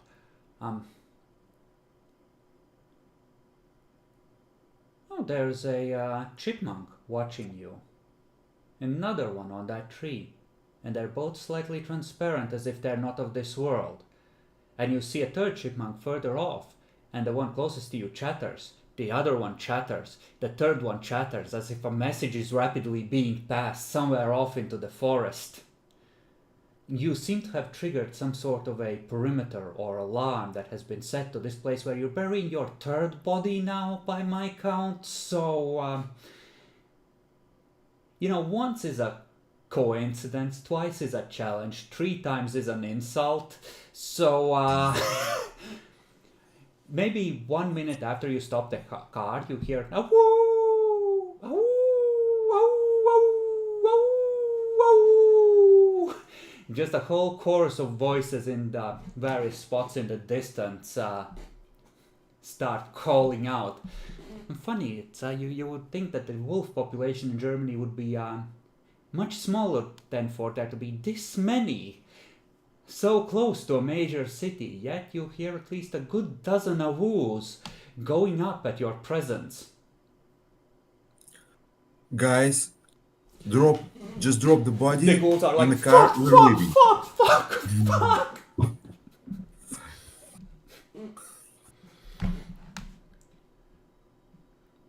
In the distance, with your heightened senses, you can faintly hear the sounds of claws ripping tree bark as if they're pulling on trunks to, propel themselves along faster.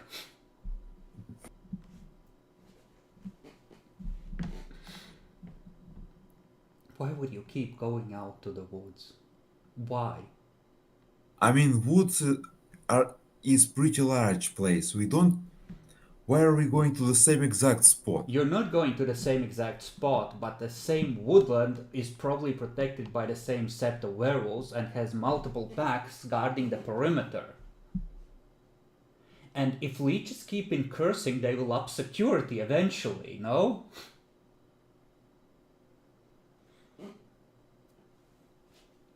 Like, first time you practically got away with it. Like, you barely even got noticed. And even then, only because of the demon books. Yet you keep going back. Second time, you didn't get noticed at all because you got lucky. And, well, here you rolled a natural 1 on the luck dice. It's just a chance. You just rolled like shit. That's why you don't take stupid risks. So you get in the car. Remember when I told the van would be less good than the Kamaz on dirt roads? Give me a Dex Athletics, or not the Athletics, Dex Drive that, and how hard do you want to push the car? How risky do you want to be? Difficulty will be at least a 6, but you can voluntarily raise it higher to go faster. You can buff your dex with blood. Yeah, I'm going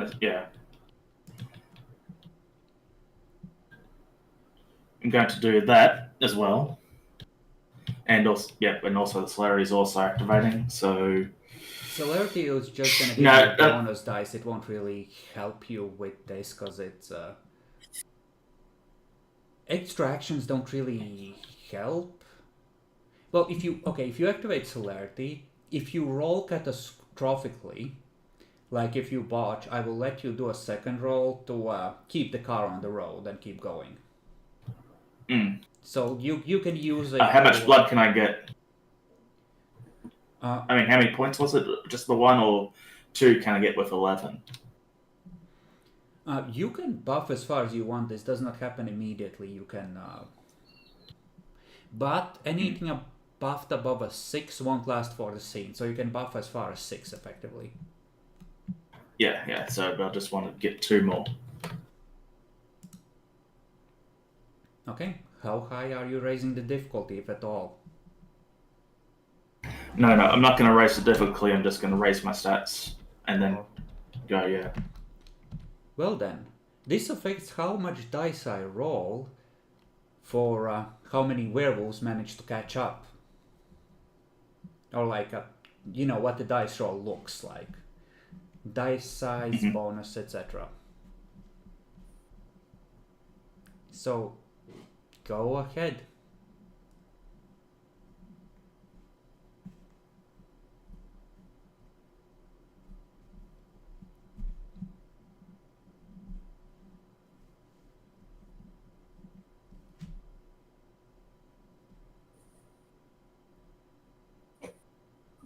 You were gonna activate the celerity, right?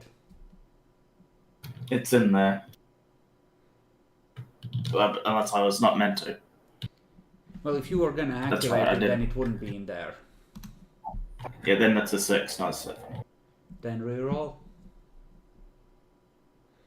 And here I thought we were gonna have a party. Actually, and also spend a willpower too. Alright. 2 successes.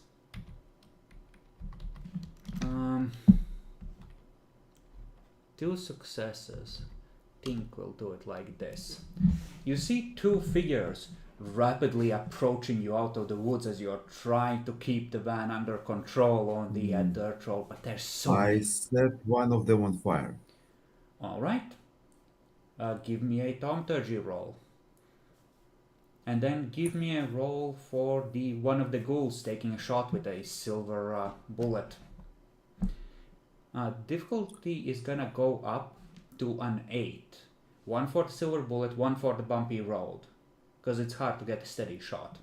How many dice? 6, I believe. They're pretty good at shooting. Yeah, it's 6.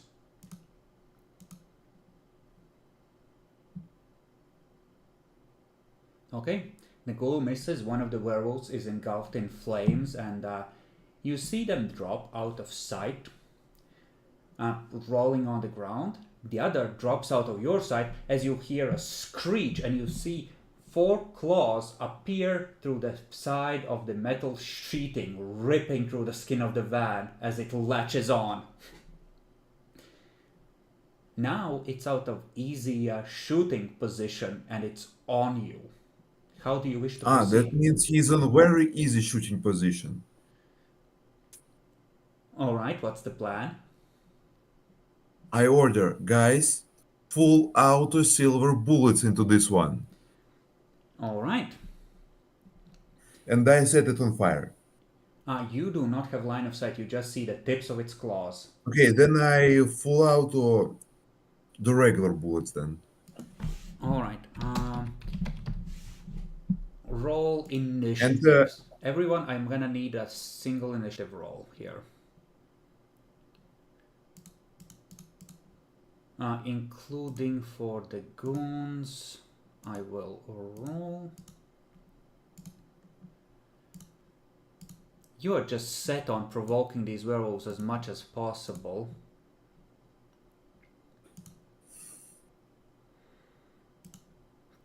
You lucky bastard. You see it clinging to the van and it's throwing the balance off in its war form for your driving, Walter. It is gonna pull itself along the side of the van and take a swipe at you through the driver's side window. Its plan is to slice at you with its claws. Yeah, I know. Piece of shit, right? Walter, you're up next in declaration. You can attempt to duck down or dodge inside the seat. The werewolf hitting is gonna be at plus difficulty, and so is your dodging because you're both in very awkward positions. Well, yeah, it's not much I can do. It's just do my best to dodge it. You can use your celerity action if you don't want to risk, not being able to keep the car on the road. So you don't have. Yeah, I'll use my celerity to do that. Right. Goons. Well, they have an idea where it is. They don't have clear visual, so it's gonna. But it's right next to them. It is right next to them. I'm trying to tally up all the +2 difficulty for full auto, -2 for point blank, +1 for silver, +1 for potholes, +1 for no visual. So it's gonna be at a 9, but they're gonna get 10 extra dice on the attack. You are gonna be at an 8 because you're not taking the +1 for the silver bullets. So your ballistics aren't fucked up. Mm-hmm. So do your attack first, Matt. I buff my dexterity by 2 Alright. with blood. And then I make 8 dice. I'm rolling 8 or what number? Plus Or 10. 18. Full auto is plus 10 dice. I'm rolling 18 dice at 8. Brap. You see bullets pinging out through the side of the van, Walter. One clips the tip of the werewolf's ear, but it just grins at you as it's pulling itself along on all fours, clawing into the side. Like, I'm gonna get you, you fucking leech! Do the attacks for your ghouls, 16 dice each, difficulty 9. Oh my god. Walter's about to fucking... Wow. Oh, thank fuck. Okay, and the second one.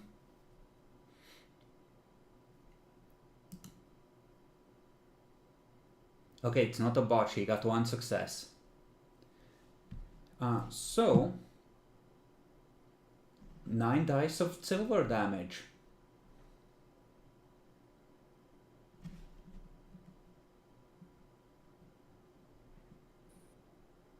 I need to roll 9 damage. Is it correct? Yes. Okay, the werewolf gets cut up to shit. But he reaches Walter and he spends a willpower to ignore wound penalties.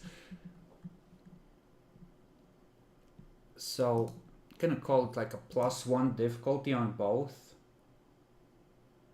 Is it plus? He should be rolling at an 8, I guess, because he's hanging off the side and he's smashing through the window. So, I'll use this sheet. Dex Athletics. Your celerity dice does not give you bonus dex because you're using it for extractions. Mm-hmm. But I'm still buffed at the moment. Yes, you are. Okay, you duck down, the claw smashes through the window, deforming the frame, and slams into the bedrest. You see the claws go all the way through and out the other side before the massive paw withdraws. Next turn. The werewolf is gonna activate 3 points of rage. He is gonna use 2 of them to dodge attacks, 1 of them to yeet itself off the car, and his main action to take 1 more swipe at Walter. Because he believes in the mission, and if he slows down the driver, the rest of the other 2 packs chasing you will catch up and you're fucked. He just needs... If he takes off the head of this leech, he's a hero. He's a fucking hero if he does this, and he wants the bitches that comes with the increase in status in werewolf society.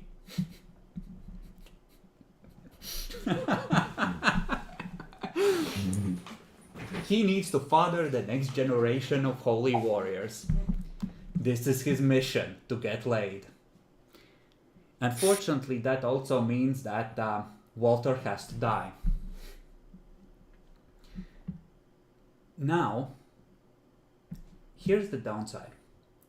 You have a pretty good idea where the werewolf is, but he's now hanging off the side of the driver's side window, essentially, which means that Walter is kind of in the line of fire. Which means that if you miss on the werewolf, you will have to roll whether you accidentally hit Walter.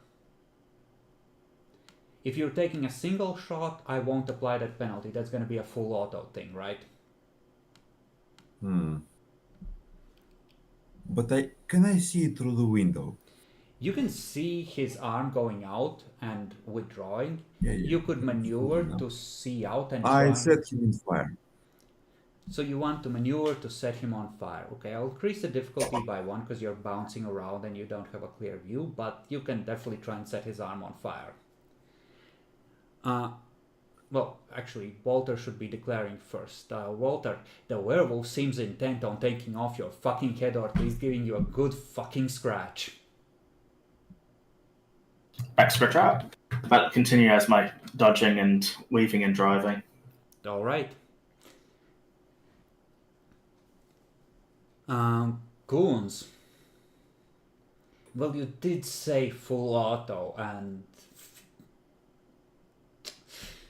I mean, Walter would understand if they accidentally nicked him. He's vampire, he'll heal, he's not vulnerable to silver. So they would like to keep full autoing.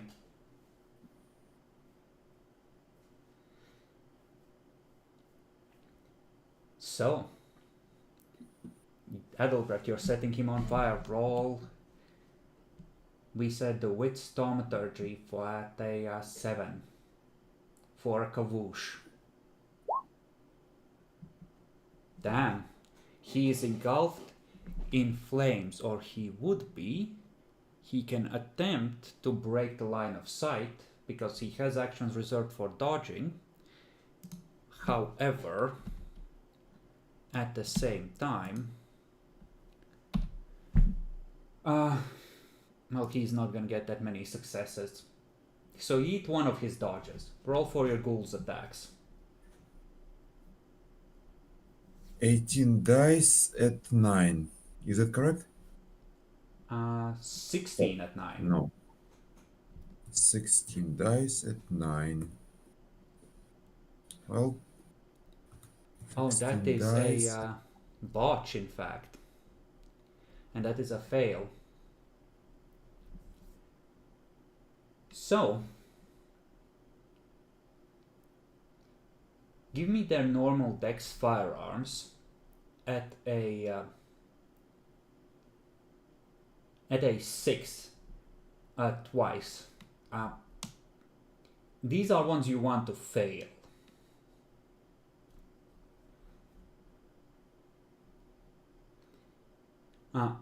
Rolls, no, it goes to 8. First one is 8 lethal, second one is 8 bashing, because the botch is going to be a headshot. Stop 8 lethal first. Yep. Roll to soak. Second 8 bash. And roll to soak for those as well.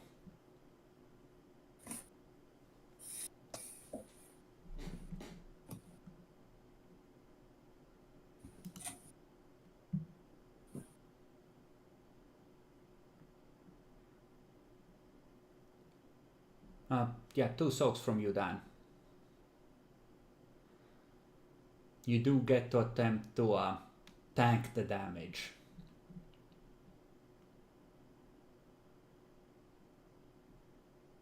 Okay, no lethal. That's the wrong difficulty. It should be at a 6 for the first one. Oh wait, hold on. Yeah, you... Oh, damn it. 3 dice, 3 dice, 3 dice. I know how it is. So you take 1 point of lethal and 1 of bashing as bullets riddle your, back, kidneys, spine, and the back of your head. And the werewolf, Oof. he can already smell them bitches. Here he comes, the great hero of his time. Roll to dodge. Unless you want to spend a willpower to ignore wound penalties, you are taking a -1 because you're hurt now.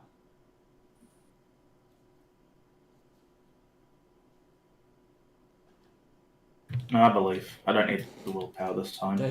Oh, famous last words.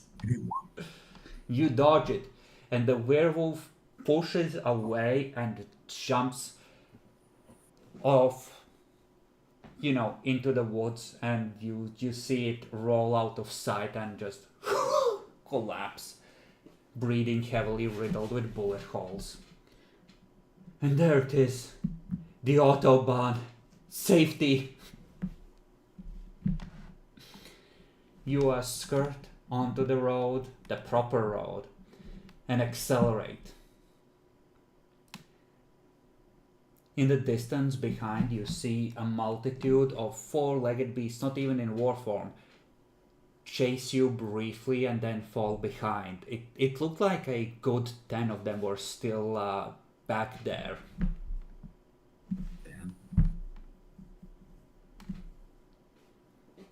It seems that the wild areas in East Germany are still protected from supernatural threats. Like, there are only two of us against like 12 werewolves at least. Well, How they are we have a supposed to- settlement out there somewhere. And you tripped a supernatural alarm that lit the big red light in home base. Bunch of them came running. They set their own wards as an early warning system, perhaps, for when leeches next try to dump a body in their sacred territory.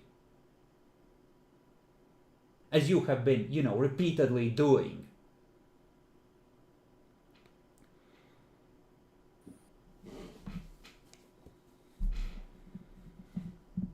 Now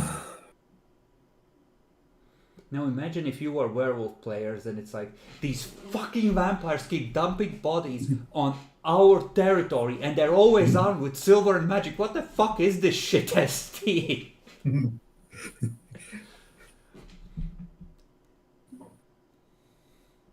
What do you mean they're Tremere gangsters? Tremere aren't a gangster clan. I've read Vampire.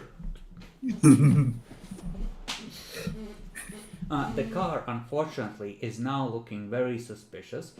There is a good dozen places where werewolf claws have sort of punched through and curled through the metal. There's maybe 40 bullet holes. The ghouls' silver ammo magazines have 5 bullets left in them each for the first magazine, having been used as intended. So you have 3 magazines and 10 bullets of silver left total.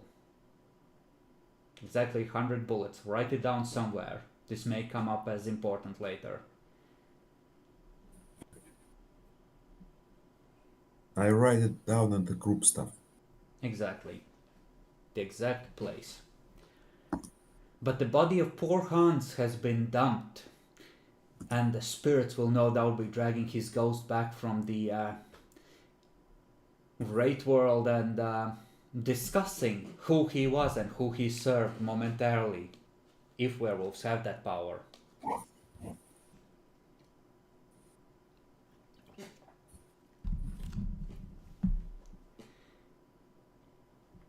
You drive back into the city.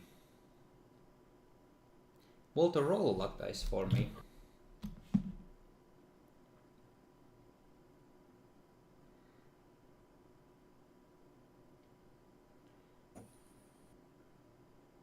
Yeah, usually you don't even notice these because they're fat and lazy. Unless you're driving a really rich car, they don't bother. But you see a fat road police officer step out into the road and start waving the red signal wand at you as he sees the state of your car.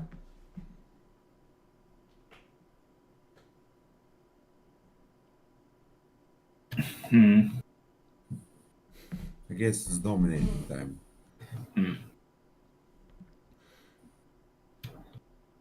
Well, pull over.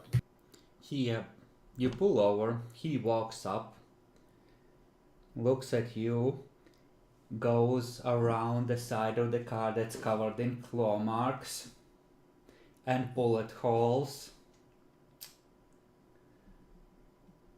looks at you. Please stay in the car, sir. And he starts walking back to his car. I stop. When he says this to me, I Oh, dominate. he's not saying it to you, he's saying it to Walter. Walter's in the driver's seat. He's in charge of the vehicle. Yeah, well, I'm gonna. Maybe saying that, I'm gonna do a first dominate to wait. Alright. Roll. Manipulation, dominate. And this is the willpower part. So the werewolf claw, you are willing to risk it on this. This is willpower time. Yeah. He stops and waits at the window for you to continue speaking, obedient to the command. Yes. And hopefully someone else comes in with their dominate.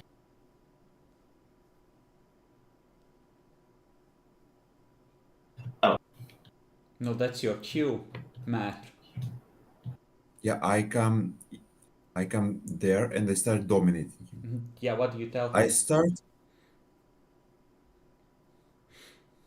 I tell him that our.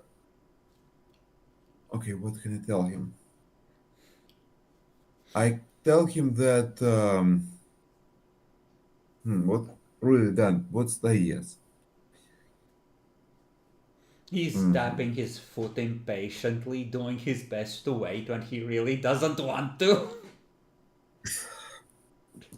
I rewrite his memory. Uh-huh. You did not see the bullet holes because they were not there. No, it's a Halloween decoration. They're they're filming the movies in the forest. The car just looks like it. Everything is fine about it.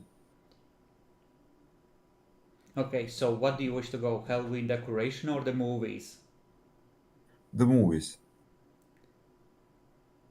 Okay, so you didn't see a crime scene, you saw a car that was part of a movie being driven back to base after nighttime shooting. Yes. Right, wits dominate. Are you sure you don't want to try Fireball instead? No. No. Keep in mind that erasing a memory requires far less successes than rewriting it. You don't know whether these rewrites are fully taken or whether they'll remember what really happened down the line. I'm keeping mental notes, but just keep that in mind. You are taking a risk. But he seems to nod along. Yes, yes, wonderful industry, a movie, Italian mafia, like The Godfather, but in Germany.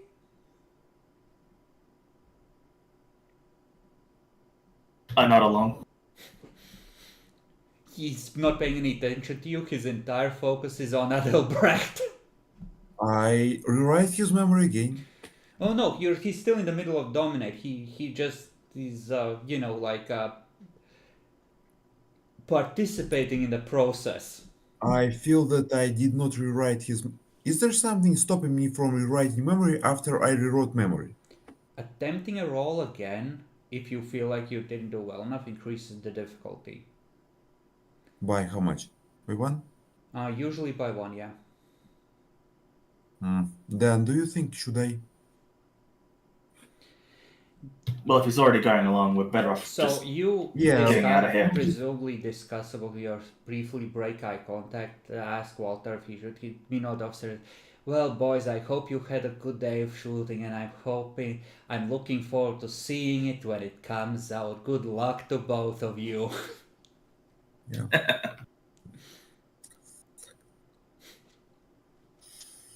You can still catch his eye if you want to rewrite it again. No, let's keep it. Alright. This is good enough. We need to dump the car though on the way back and get a new one. It's a This will second. be your last resource expenditure that you have available. Or we steal a car. Or you could steal a car. There is a Moskvich at the bottom of the river now that could be recovered.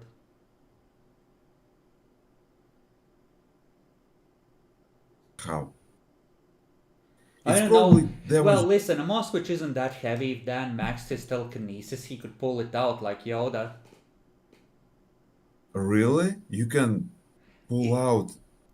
It's car? 100 kilos at level 3. I think it's a ton at level 5. Like, you can go hard at level 5 ton. Are you a Eureka Omega or something?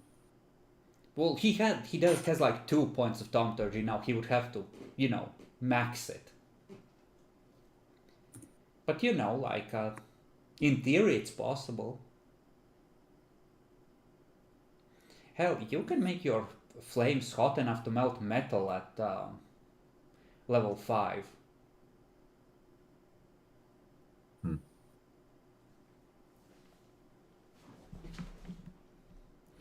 But where do you wish to leave the car as you are returning to the chantry, having yet again provoked the furry menace after they were never gonna be a part of this campaign unless someone decided to be stupid. There's a reason I mean, why we could burn it vampires down. don't dump all the bodies in the woods buried in shallow graves. But every generation, a new coterie of neonates has to relearn this lesson, apparently. Heroes are like, how many times do we have to teach you, leech?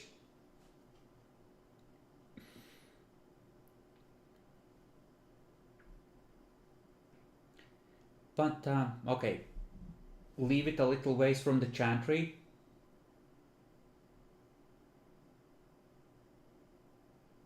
Yeah, but the claw marks though. Yeah.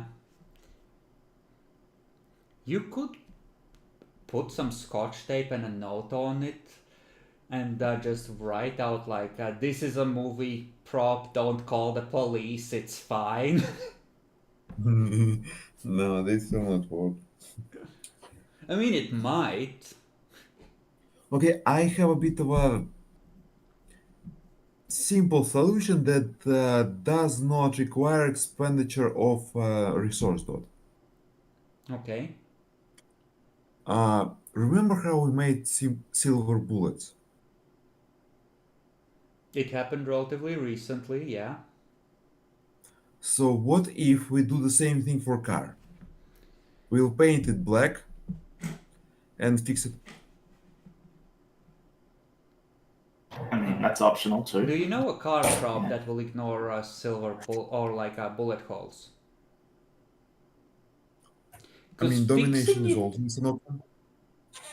like fixing it is doable, but you need to find someone to fix it at a reasonable price without making it a problem.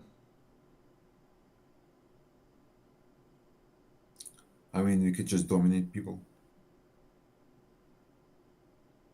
Stop. There is a problem. Every decision I make ends up being very stupid and biting us in the ass. I'm a bit afraid of making decisions at this point. Well, go through it out loud with us. What could go wrong with fixing the car? Dominate can fail. Mm-hmm. There can be people who I did not account for. I think video cameras weren't a thing back then. They are, but they are like VHS tape recordings and a guy watching them on screen at the most. They're not like digitalized with automated motion sensors and alarms. Like it's a guy in a security booth somewhere at most. And I don't really think that a repair shop would even have those. It depends on how high class it is. If it's Uncle Vanya in a garage somewhere with like an apprentice and it's just two guys and their business, of course not. Hmm.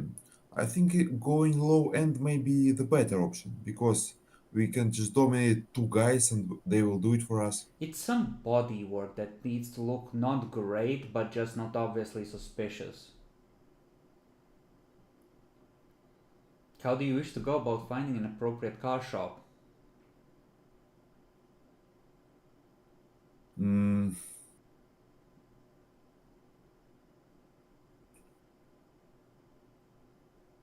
We'll look through it. We'll look it in newspapers. Alright, a reasonable approach. My god, he's learning not to immediately use magic. Alright, well, give me another manipulation streetwise roll. Not my specialization, but whatever.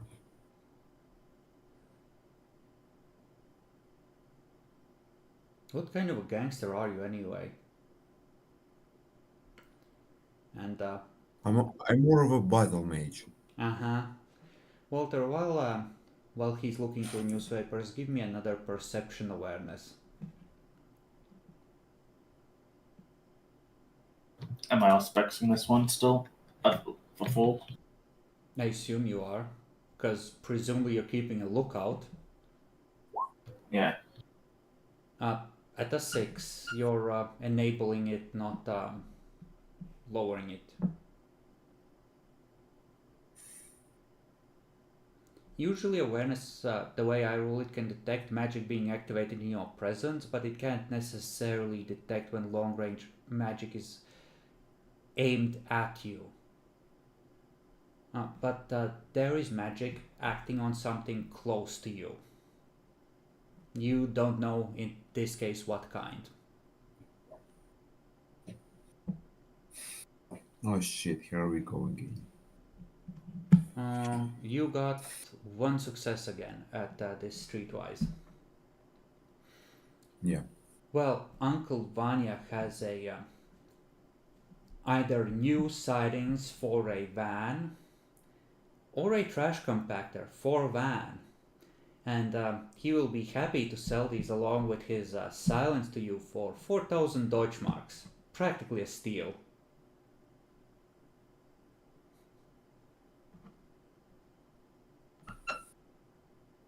Stop, he has a trash compactor for one?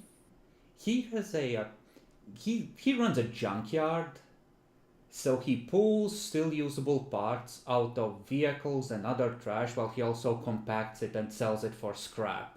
Right? Like he processes old cars and old equipment and you know, he's a junk technician essentially. Oddly enough, I think that is a good thing because I am sure we're gonna fuck up this car again.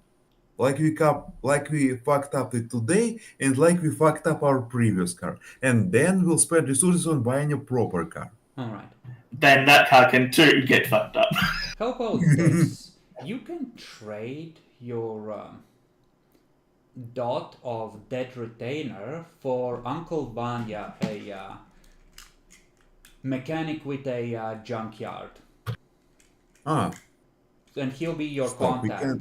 can. You can essentially, yeah, like, because that ghoul is dead, but I don't like permanently removing resource like background dots these days.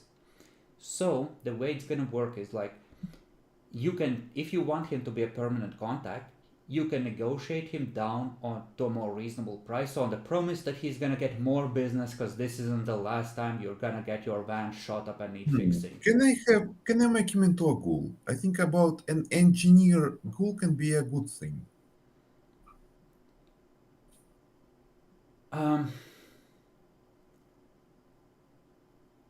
In theory, yes, but you would have to role play it out because he comes with a bunch of his own equipment and property, and it gets ridiculous if it's like, oh, I would like to just ghoul the CEO.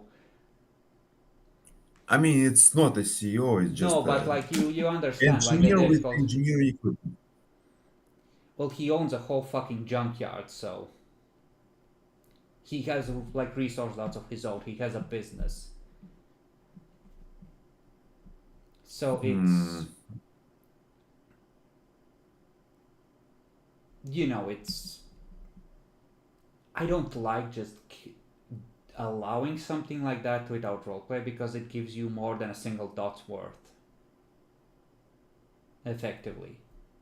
Dan, what's your idea about this? I'm theorizing that I'm doing something very stupid right now. I'm offering you Or value. It does make sense. Having a dude that you know that's willing to rent out his trash compactor without asking too many questions is a huge advantage, especially considering that you are now on your second car that is rapidly repair or rapidly disassemble. It would make sense to do this if where it's time to expand the operation, and the trash compactor can be used for other things too. He won't do bodies, but he will do anything that can be rendered. Like body is too much key for him, but if you wanted to trash compact guns or bury them in a cube of metal where they'll never be found, or like he's okay with hiding evidence, he's not okay with hiding bodies. Like it's too much heat, he doesn't want none of that shit. Yeah, let's turn 1 point of retainers into 1 point of contacts. Okay. I mean, 4 points retainers is objectively too much. Well, technically you have, I unless you expend like XP on that little girl, I'm eventually gonna remove one more your goals anyway, because if we're doing the like backgrounds are dependent on how much you expended on them, and we're not narratively removing them, we're also not going to narratively add them permanently. So if you want her to stay with you forever and ever, you have to. I exchanged 1 point of status into 1 point of retainers. Sorry, no, you haven't fucked up enough for the city to despise you that much. Ah, so I have still 2 points of status then. No, you have Or- one. Hmm. But I thought you exchanged one for something else. Oh wait, no, you did you exchange it for the goal? I think you might have actually. Yes. Well then everything's fine, everything's paid for, don't worry about it. Okay. I was misremembering. It is, believed or not, after midnight where I am. Hmm. But yeah, Okay. you are at your base, and Also, what happened? What happened to the first car? you left it on a street corner after it got too much heat, I think, or something, and eventually it got. Or did you burn it out? I thought you like either abandoned it or disposed of it some way. I think you might have burned it to hide evidence in it. I don't remember burning it. It's that, or you That would make abandoned it sense, in though. its police car lot after having been dusted for all of the prints.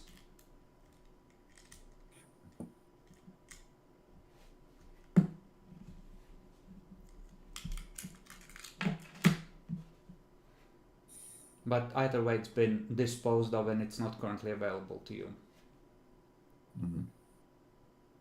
Okay, let's use my contact to repair a car with junkyard equipment. Yeah, no, he'll. The siding of the van is gonna look a slightly different shade of white because he pulls some panels off of a similar van. Can And he can he paint it black? oh, sure, he'll repaint it as well. Why not? I mean, because black is less conspicuous in dark. Sure. Yeah, he'll spray paint it a cheap shade of black as well while he's at it. It's gonna cost you a couple of hundred, but like he's down for the business. Um, Roll a luck dice, the two of you, and is your apartment something that like are the windows permanently blacked out, or do you open them sometimes? I know we said the ghouls go out on the balcony to smoke sometimes. Yeah. I mean, they can be permanently blacked out, but they can be opened. Yeah, sounds good. Yeah, luck dice for both of you. Lower wins a prize.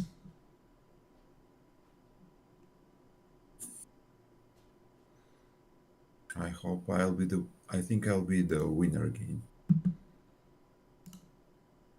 Well, it's Well, we both got 6, so we have to re-roll. yeah. Or we can keep it a tie. Oh. No, well, no. You already rolled that roll. Ah.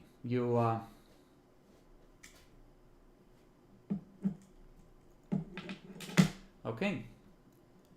You're talking with the ghouls about finding a new recruit potentially at some point. Roll your Auspex rating. Walter, the phone rings.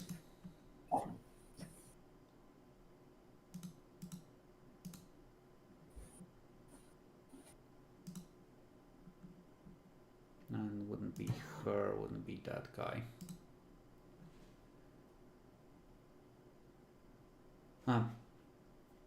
Matt, you in particular need to roll your aspects rating. There does seem to be a small amount of danger, but not from the phone call. You'll pick up on it as it happens. So the phone rings. Presumably, Walter, you're closer, you pick it up. Hey, is this the library? It's Volker calling. Wait, don't I know Walker? You do know a Volker from Clan Yes. Nosferatu. Yeah, he's guy who traded Yeah, us that's right. information. And you already owe him, I believe. Hey, how you going? Buddy, my pal. Do you want to buy some information about a threat that's coming your way?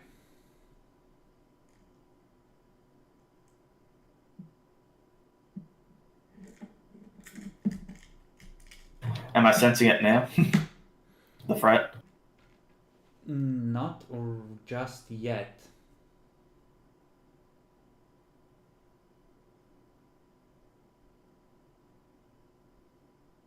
I mean, I guess we could upgrade the thing. And yes, I guess. Well then we need to discuss, don't we?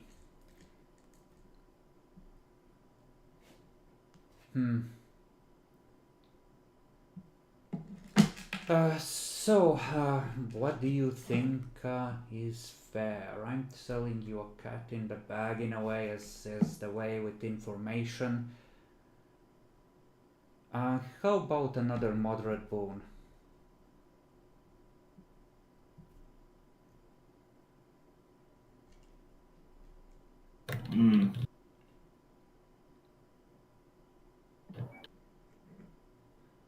And as you're thinking, now you're sensing there is a danger. It seems to waft in with the fresh night air from an open balcony window. And you look out, you see that the ghouls and Adalbrecht are out there discussing while the ghouls are smoking.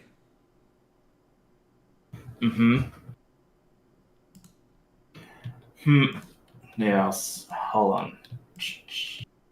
But I see this as an attack, though, right away. You sense imminent danger. Correct, Someone attack. is about to get hurt. Yeah, it's like, I'll call back later and yell out, get inside. Adalbrecht, you hear from inside Walter's voice, "Get inside!" I run inside. Alright. Run inside. Are you okay, so you turn and you try and rush inside. Give me a Dex Athletics.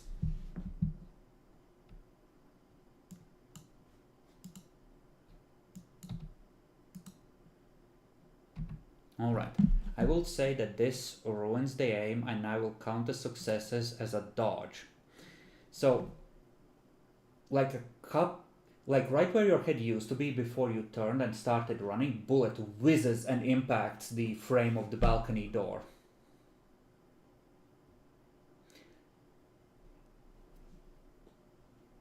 Like just a bare instant after it, you hear the gunshot.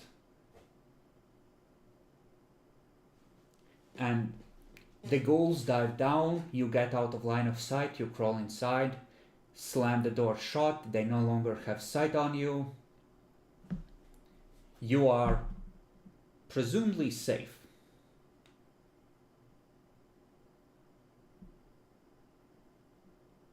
Well, that's unfortunate.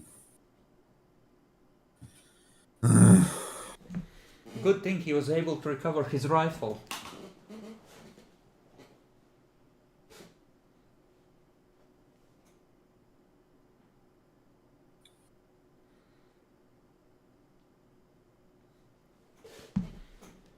The phone is patiently waiting where you left it, Walter. How do you wish to proceed?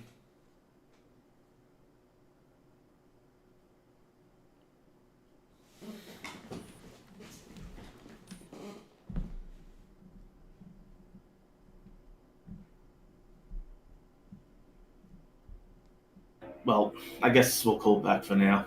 And they'll obviously be No, keeping an he's eye still out. on the line.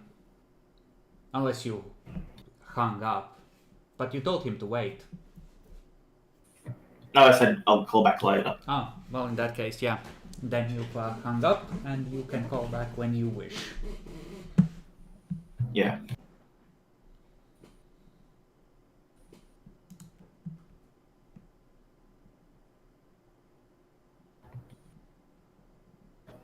Okay, yeah, I'll call back. Hello. Sorry about that. That was a minor inconvenience. Ah, Walter. So,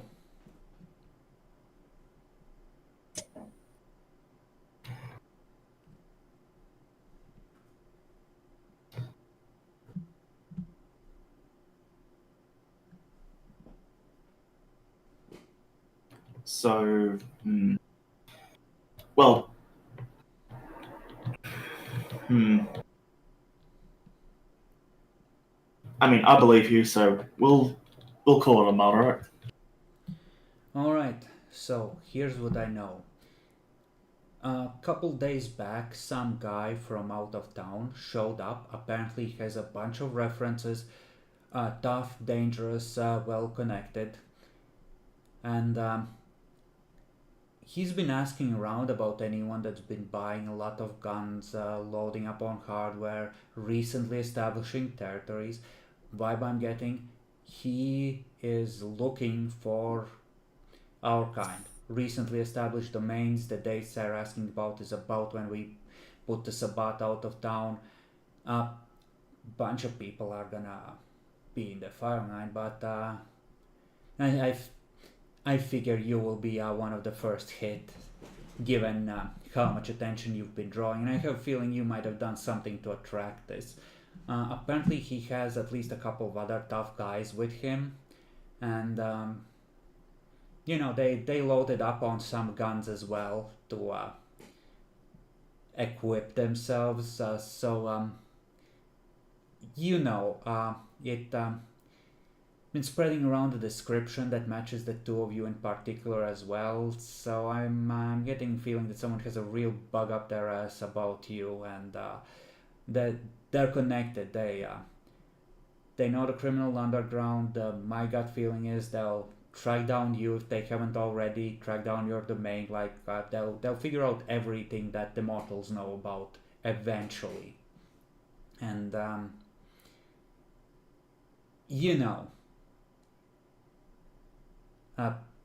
no idea what kind of a threat they are, but I have a feeling they might not be a mortal. They're asking too many questions that indirectly lead to our occupancy of the city. Right.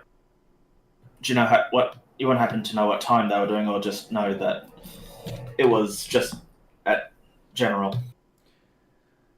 Well, they do show up during the day, so it's not kindred. Okay. They showed up a couple days ago. If I had to guess, well, they're a recent arrival, a very recent arrival, and you seem to be their primary concern, and anyone else involved with the criminal underground as a secondary concern.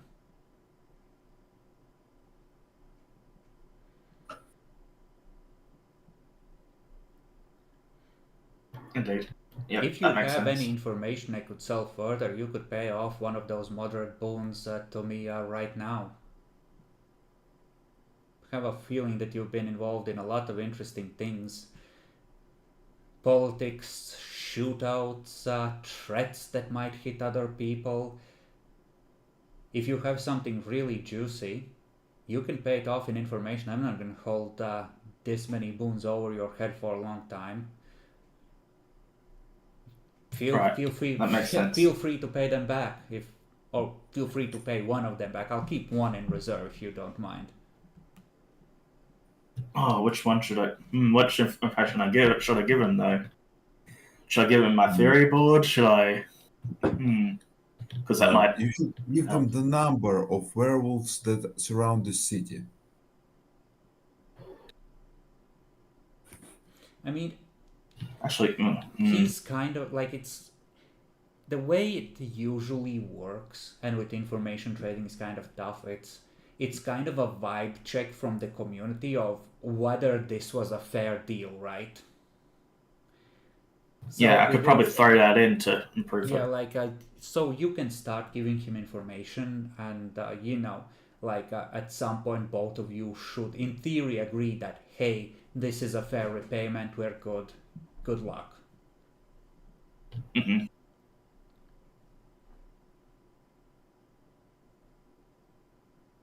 I mean, hey, if you need to decide what you can share with me, you can call me back later. You don't have to decide right now. I'm just saying, I don't mind you paying one of these off with information.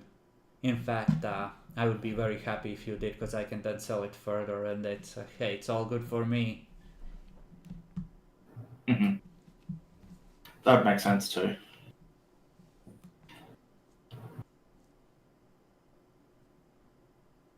You want me to call back tomorrow?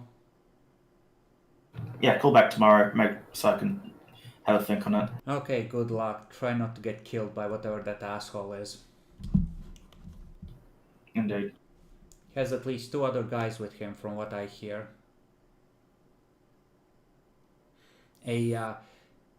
One of them looks like an ex-soldier type, and one is like a hobo of some kind.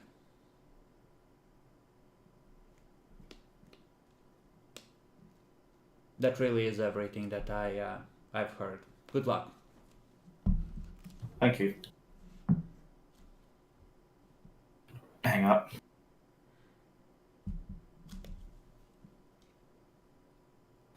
Okay, now we got hunters on our trail. Maybe. I've seen those quote-unquote hunters. Those are just werewolves. Mirror showed me this. Funnily enough, like an ex-soldier type is kind of the vibe the driver of that Moskvich gave you. Like, obviously he was dressed differently, but he had the same focused look in the eye. Yeah. And there's the guy that was in the suit. A holy warrior of Gaia, if you've ever seen one, right?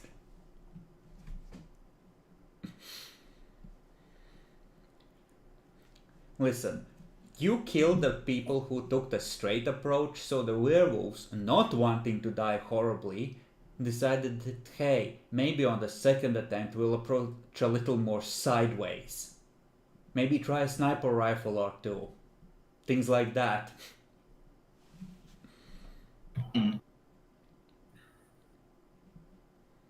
You could, from the direction of bullet, have a vague guess of where it came from. It came from like the building across the courtyard. Like there is these inner courtyards in Soviet building blocks that are built around. The bullet came like once you peek out and look at the trajectory, after hours have gone by, or maybe tomorrow, you'll see that it came from across and at a downward angle. So from one of the upper floors or the roof. Yeah. I mean, we could set a trap there later. Just park a couple ghouls on that roof. Or something.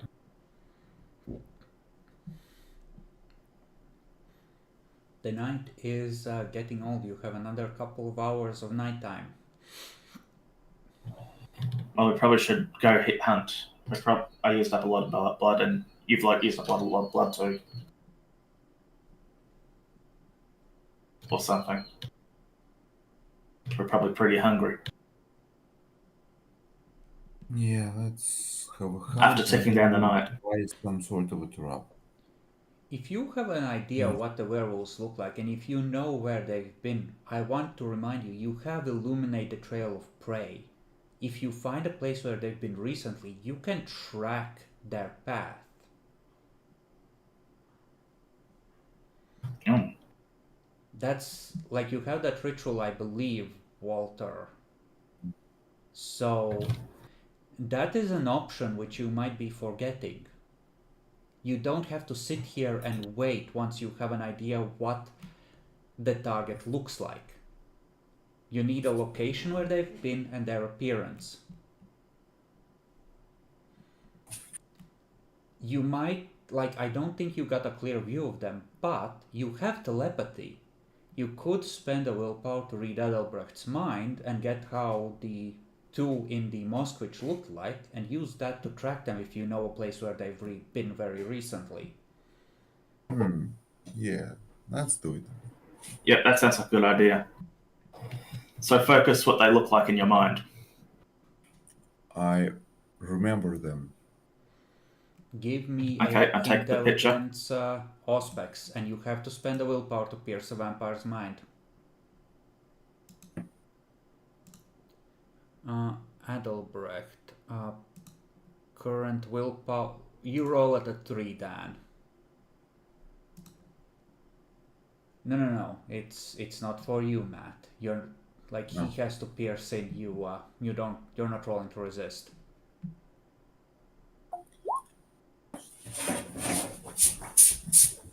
Yeah, you pick up on all of it. The slight bit of upset and lots of fury over Hans's untimely death and how the thing with Barthold went. The glee at setting things on fire, the appearance of the werewolves, the inhuman, calculating, cold cunning of a Tremere on the way down to Beast's Maw, and you know all of it. But you have the appearance of the two of them. You know what they look like now. Yep.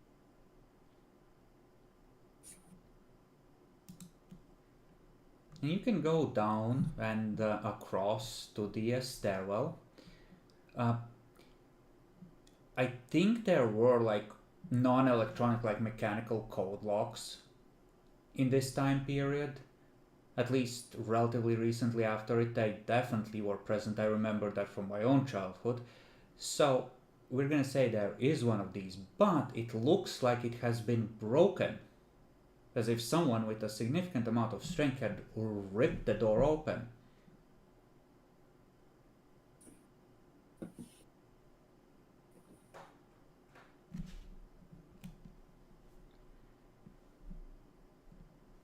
Now, what's the marching order as you are climbing this building and scanning it for threats?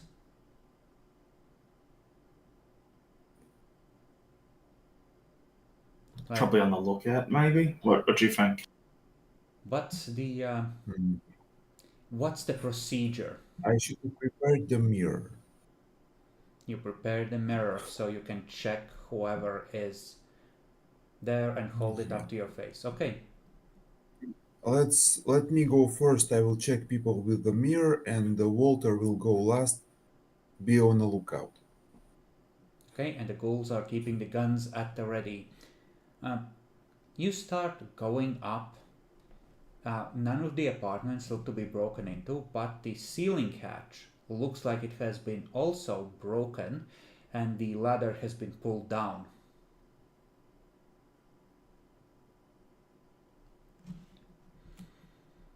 You climb up.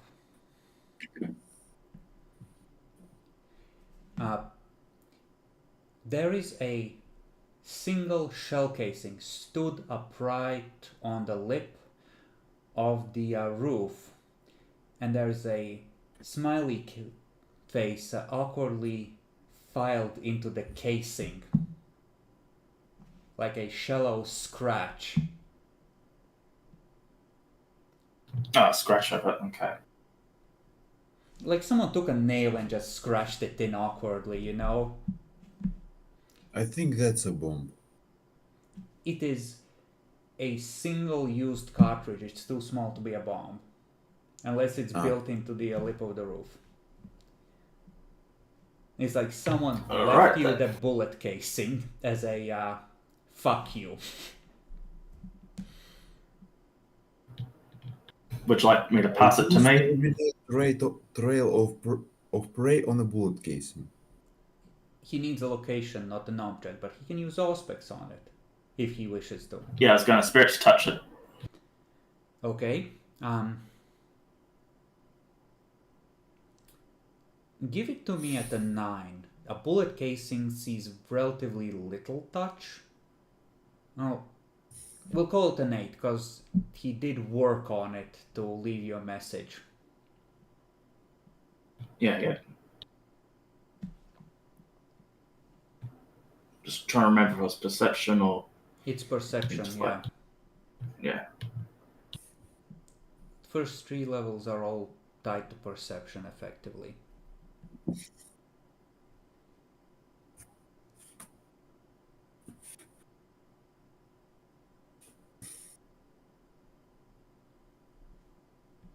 So we're gonna say that you waited like maybe an hour to make sure it's safe.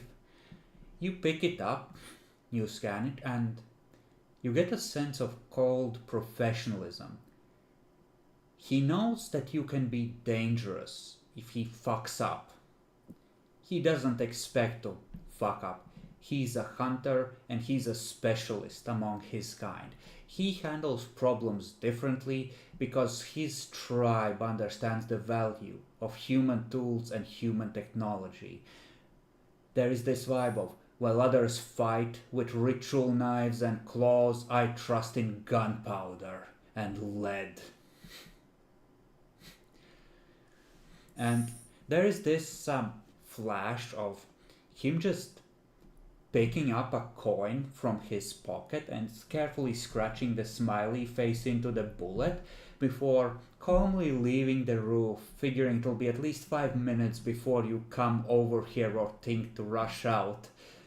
And this feeling of him having zeroed in on how skilled and how dangerous you are and being able to stay ahead of it.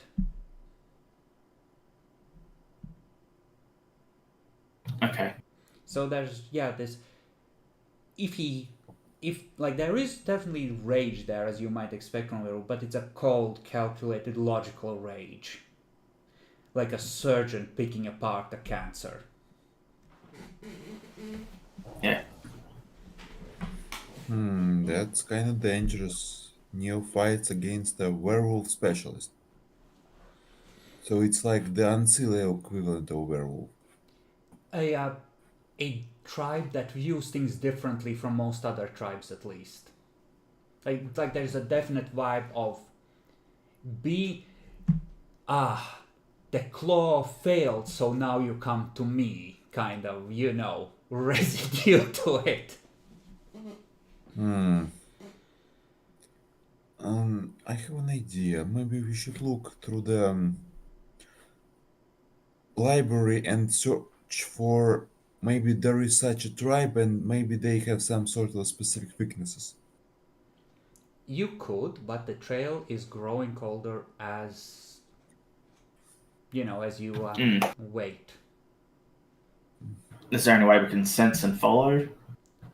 Or You would have to cast a ritual, and then you would see a visual, like his tracks would start to glow to your side with a soft light. Yeah. Oh, well, and what does it? Didn't cost much to do that. You need a white ribbon and to roll intelligence occult at a 4. So it will cost you 1 ribbon. Well, It costs a tenth of a Deutschmark to buy one of these. so you have a spool of them in your pocket for just in case. Funny that. It's not an issue, right? Yeah, well, time to start me doing things. Let's do a magic trick. Add an 8. It's 4. Oh, 4, okay. It's a level 1 ritual. It's as easy as thaumaturgy gets.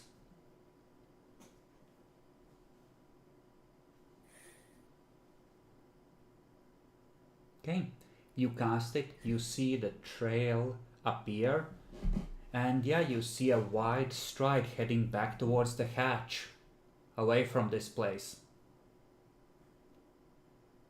All right. Let's follow.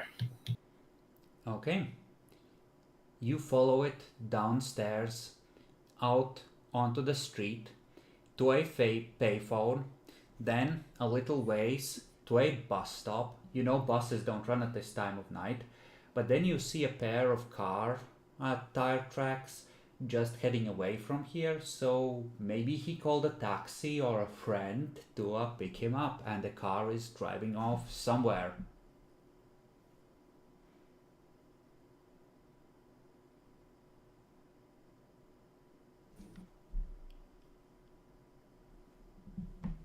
Obviously, it's not that far away out of the van. Well, the freshly painted van. The van it's still the same night. You've just handed in the van tonight to freshly woken Uncle Vanya. You'd have to go over there and pick it up. Well, I don't want to be woken up every night with having a chance at it being shot.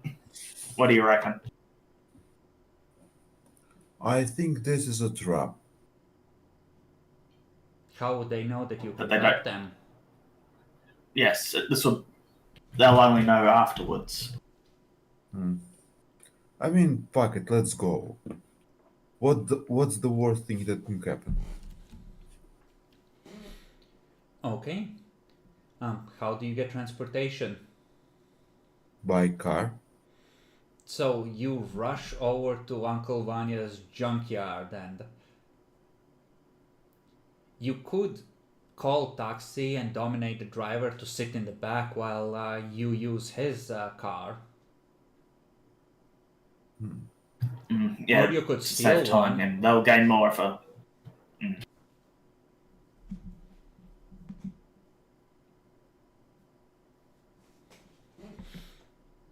Because either way, we're using up time to do that. Yeah, let's call the taxi and dominate the drive. Alright. Give me a manipulation dominate roll.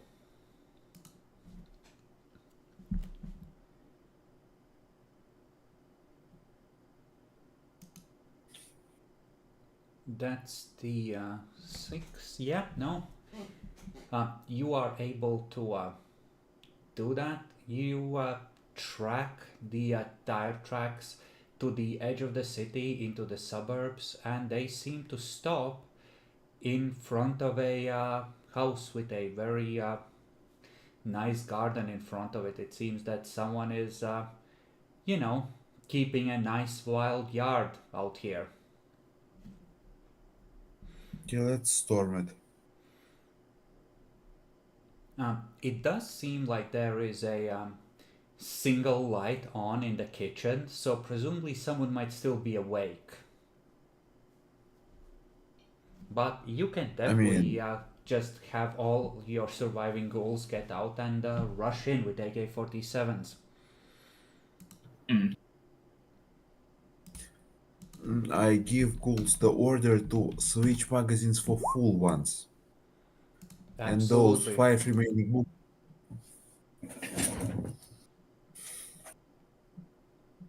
Now, where do the remaining bullets go? Like the mostly spent ones. They're in the magazines, but in magazines in backpacks. Okay, so in reserve. Got it. In reserve. Let's see who. Okay. One success. Car stops nearby. Okay, yeah, I know how they would approach this. Sure. You start getting out.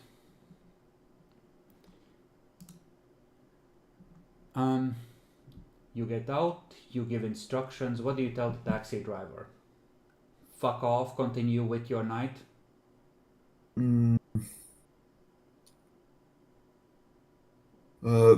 Wait for us for an hour. If we will not return to you, continue with your night. Alright, give me another dominate roll. Most mortals will have a relatively low willpower roll, so most normies you're rolling against a 3. Someone in like a tough profession might have a 4. 5 is already very high. That's like a professional veteran soldier, right? So even if you don't do well on a 6, like with the traffic cup or elsewhere, like usually it'll be fine. Most mortals' minds are very easy to bend to your will. So you do that. Give me a perception alertness, if you would. You can roll on behalf of the ghouls, Matt, if you prefer. And you can lower the difficulty if you're... No, it's fine. It's fine. Well, mostly for Walter, because I know he loves the Auspex. Well, yeah, it's my job here. It's my one thing I do, okay? And that's if I read, I'm going to read the screen and copy what the computer says out loud. You're like the girl that relays the captain's commands to the computer. All right. Yes, I was doing a bit. Don't. What was the Galaxy quest, right? Yeah. Okay, you don't notice. All seems calm on the inside. The ghouls just look at each other for Hans.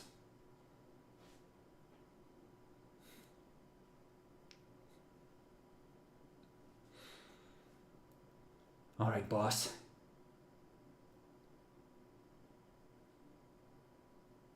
They're looking for you to lead. I'm waiting.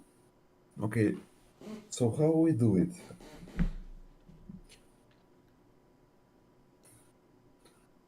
Quiet No, or loud, let's boss. Quiet or loud. loud. Just charge and kill everyone inside. And one of them is gonna start taking a running start at the door and he's gonna try and kick it down. Give me a... it's gonna be a strength brawl. I'm gonna call it at a 7 because a kick is a raised difficulty. So 6 dice at 7. He's just gonna try and break the door open. Stop, we have that with guy with the telekinesis for this. The door I need is eye stronger contact. than that. And it's at a 7, I Sorry. told you. 6, 7. Yeah. Just the wrong button. He slams into the door and somehow he does it awkwardly and the door does not surrender. The German wood defeating him.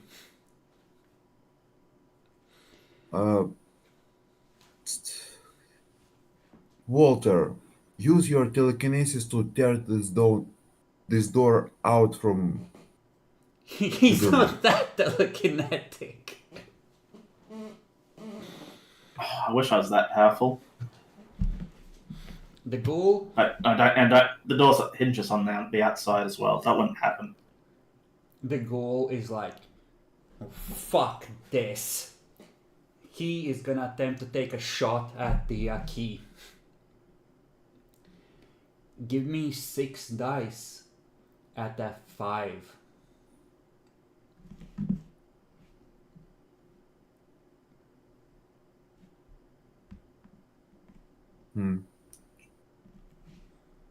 Okay, and now let's see how much damage he does as he attempts to headshot the lock. 10 dice. You're looking for 3 successes to fully shoot out the lock. The wood splinters and the door is now openable as he yanks on it and the handle and the key part just falls out of the wood. The door swings open. It is still ominously silent from the inside.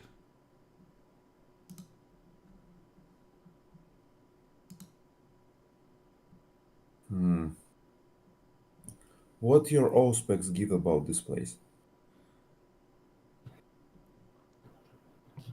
Would you allow another roll for it?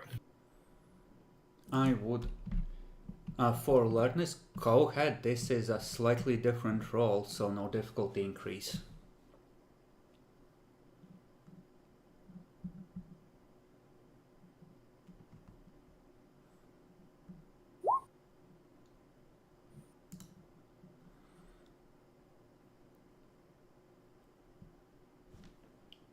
Okay. You can hear breathing from the inside. Several sets. Calm, measured, ready. I see. So there. I have an idea. Hear me out. If we set the house on fire, they will not just stay in it. You hear a whisper from the inside, Walter relaying. They're whispering about setting the house on fire.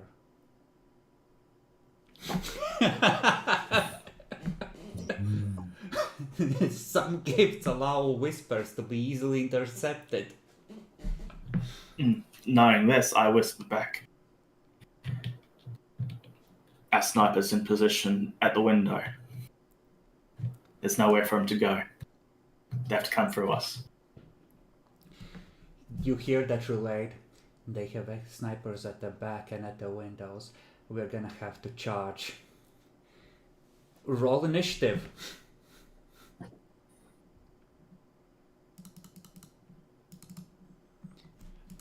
We'll see if you just played yourself.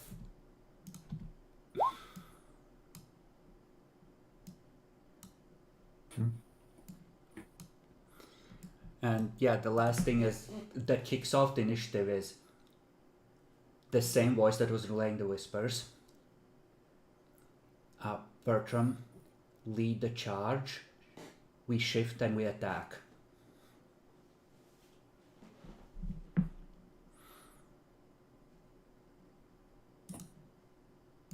How the fuck did you get a 20? I mean, I thought I rolled 2d20, so Have you eventually I will been get adding it. your buffed dex to your actual sheet? I told you to keep a note of it separately, not to change the dots. That is not correct. Yeah, that makes sense. This is exactly why I told you not to do it this way, by the way. Because you would forget at some point to remove it. Yeah. Luckily for you, only one of them has the I win initiative roll. Unfortunately for you, he is a glasswalker, the werewolves of the city. And you are proper fucked because they have great powers over technology.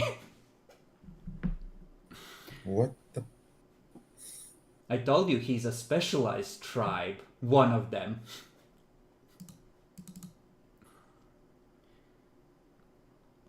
So, you know, fuck, I need to roll for the goals.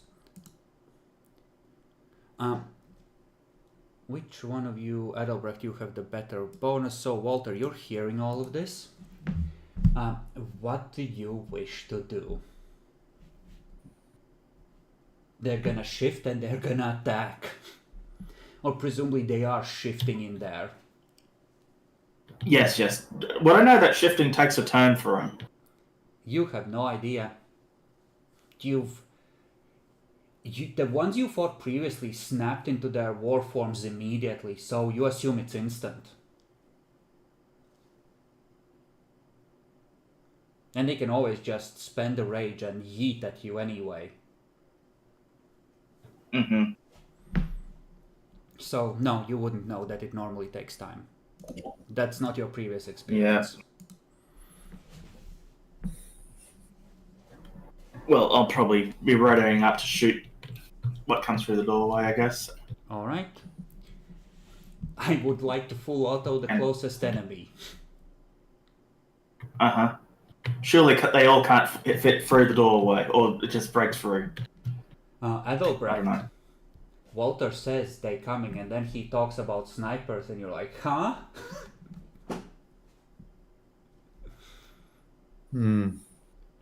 Okay, I think I will do something risky. I plan to dominate uh, the one with glasses.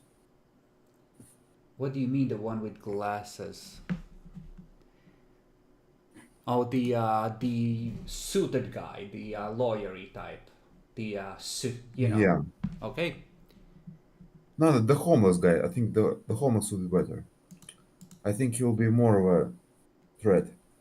I think I will order him to hide. All right. The goons would like to also full auto the closest enemy.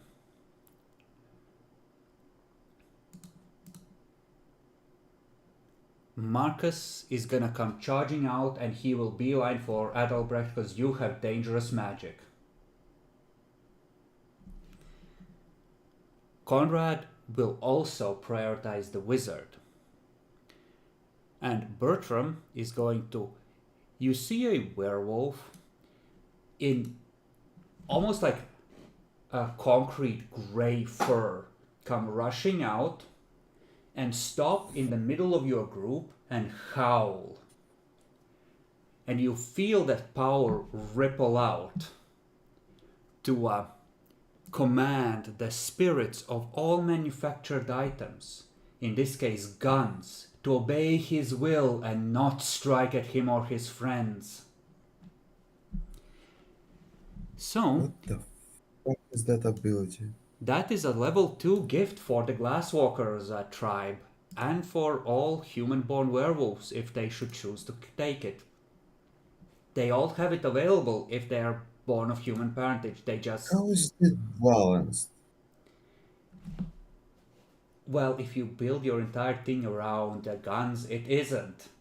World of Darkness isn't fair. Also, you being able to dominate one of them into just fucking off and not getting to participate in their pack's fight for life or death is also unbalanced, believe it or not.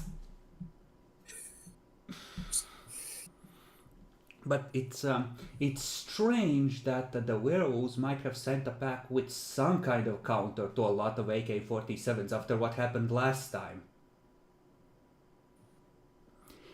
He will spend a willpower point to guarantee 1 success, and then he rolls manipulation crafts at 8 because guns are difficult to jam, and it's 2 turns per 1 success on everything within 15 meters. So your guns are out for 6 turns. Welcome to the Thunderdome.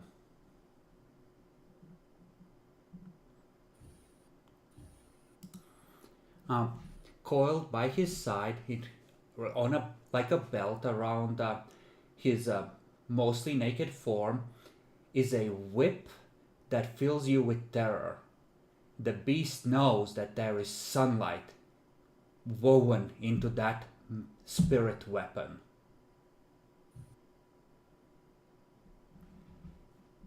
They knew what they were coming to fight.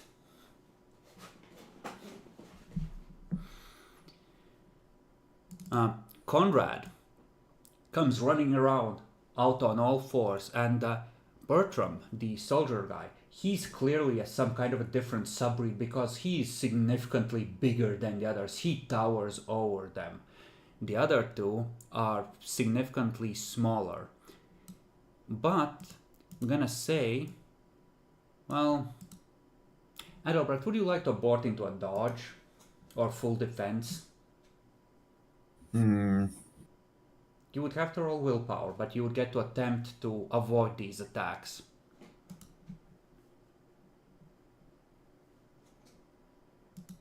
Yeah, I will roll willpower and attempt to avoid these attacks.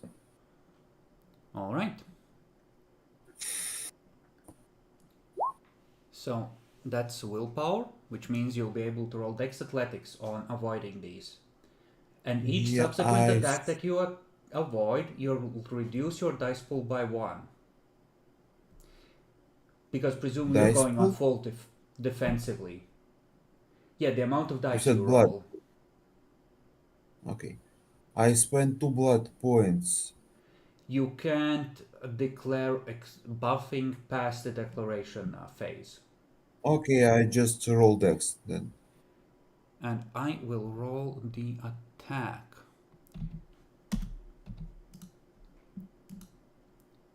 Keep in mind you have -1 for the aggravated you already took. Well, that's gonna be useless. You can still... -1 dice. Or Yeah, -1 result. -1 dice. -1 result would be a lot more brutal. Okay, you reduce it by 2. So it's...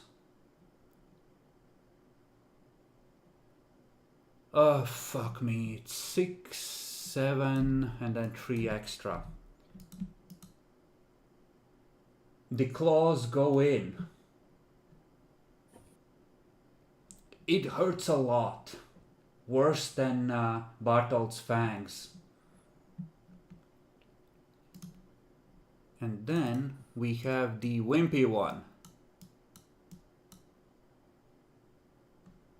Marcus.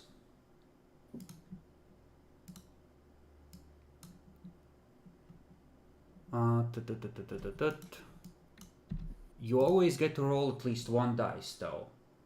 So you can still attempt to reduce this. And luckily for you, this werewolf is a bit of a bitch in actual physical combat. He fights with his brain.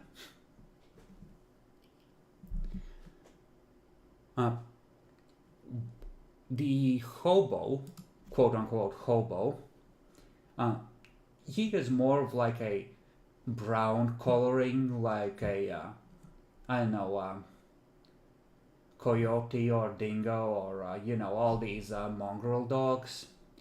Whereas the guy that used to be the lawyer in his human form is pure black. Just striking black fur. Have you read Werewolf, Dan? Are you recognizing some of these tribes? Well, I'll put it this way: the worst case scenario did happen for one of them. Yeah, Glasswalker is a bitch to fight with what you have. I rolled auspices and tribes randomly. I gave myself... for each character, there were 2 different tribes that they could be, and I picked the one that I liked the most, right? So it was 2 dice, and I picked one, right? And luckily, I had 2 of them that could be Glasswalkers, but I decided not to be quite that cruel. But this is rather unfortunate. So the werewolves have gone.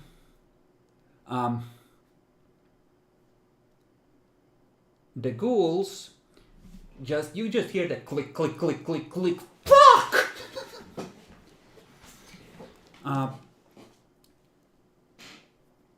Walter, you can move around and catch the eye of the quote-unquote trash wolf and tell him to go hide. That's not what my character is thinking, though. That's your declared action. You would have to wait till next turn or switch to a defensive action. Oh. That's why the declaration is so advantageous to winning it. Yeah.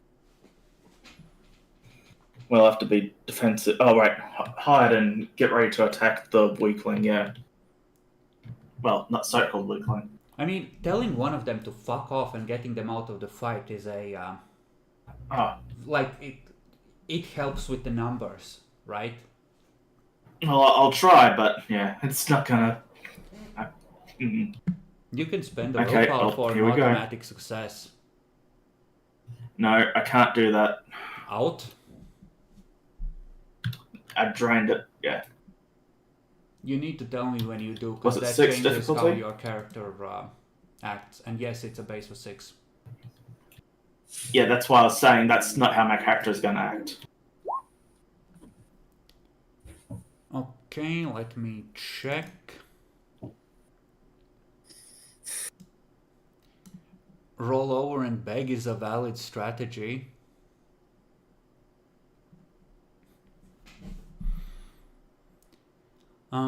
Yeah, you feel your will latch onto him, and something breaks between the two of you. Like there's always like a part of a person that is like, oh, do I need to be subservient to this guy, right? Like fawn is a valid fear response. Like there's a small part of a person that's always like that, right? Your attempt to control him and what he saw in your eyes, he doesn't fear you even that little bit. The possibility of obeying you just for the moment vanishes in him, and your dominate will not affect him for the rest of the scene. That's what happens when you botch dominate. Adelbrecht, what was your declaration? You were gonna... Dominate the homeless guy to run away. Oh, that was... Oh, Walter was gonna shoot. Right. My bad. So you wouldn't even try to dominate. You would have tried to dominate. Do you want to spend willpower to ignore wounds? Because you are at, by my count, 6 aggravated. You would take -5 dice. 1, 2, 3, 4. Yeah, 6. I spend willpower point to ignore wounds and run away. It's just like flee, fuck off. Just wait. Yeah. Or was it both of you that I don't remember. It's late. I got ready to shoot, and Elderbrecht was going to dominate. Yeah. All right. Go ahead and roll, Matt. For dominate? Yeah. It's your turn. They haven't. They're like, he's right in your face. You have clear eye contact as he's attempting to, like, he has his claws in your guts, but he's kind of lifting you up and looking you right in the eye, so you have perfect eye contact.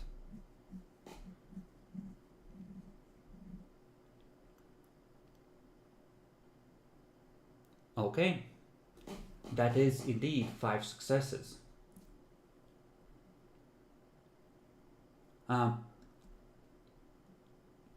Your command was to flee. He tosses you to the ground and starts running. Next turn, he's just gonna run away. Walter, next turn, rolls around.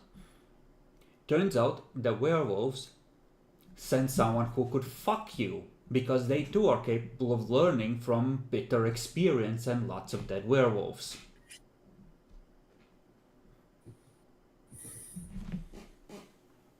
Mm-hmm.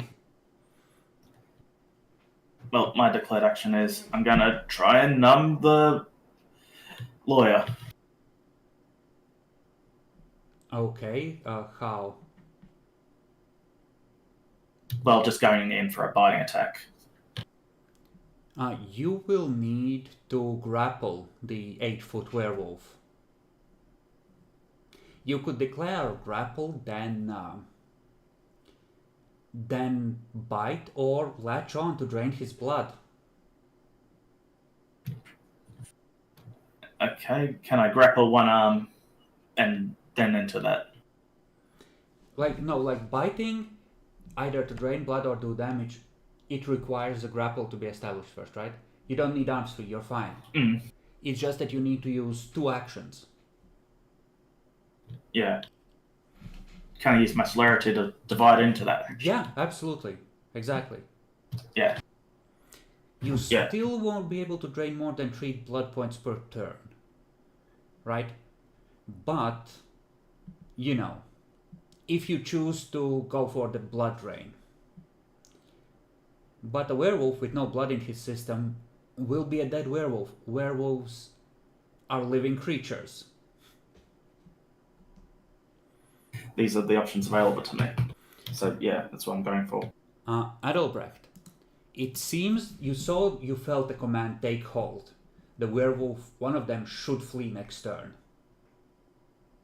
I spent 3 blood points to heal. You And can't, the these same are thing on aggravated damage. all of these are aggravated damage. Yes, it's Or werewolf 6. claws. Fuck. They are Okay, core bullshit. There's a reason why vampires fear them. okay, I spent the last willpower point, and I dominate the other werewolf next to me, Okay. I will give you the also to option. run away. I allow in my games for dominate to be used as a defensive action, like I dominate the next person to attack me to flee, that sort of thing. That would mean Yeah, that your I dominate dominate would, the first. yeah, like that means the dominate would kick in as they're trying to attack you. So is that what you would like to do? Or Yes, all right. because I'm almost dead. All right. The goons are gonna draw their knives, like drop guns, draw knives, and try and stab the werewolf that just fucked their precious guns, because this is not okay.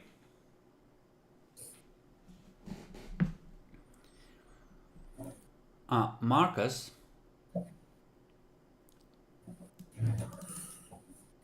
No. No, he's a Shadow Lord. There is none of this refuse to commit to the attack bullshit. Dominate? Ha! Dominate this. He will activate 2 points of rage, leave 1 to attempt to dodge the grapple, and use 2 to eviscerate Adelbrecht righteously.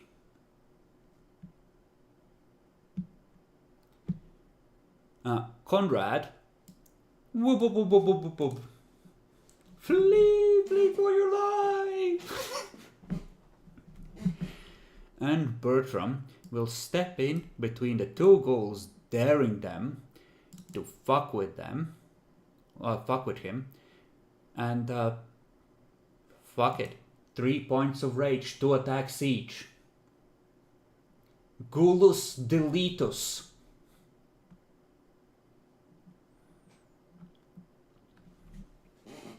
So, let's start with his first attack. Misses! The clatter of the AK dropping to the ground distracts him.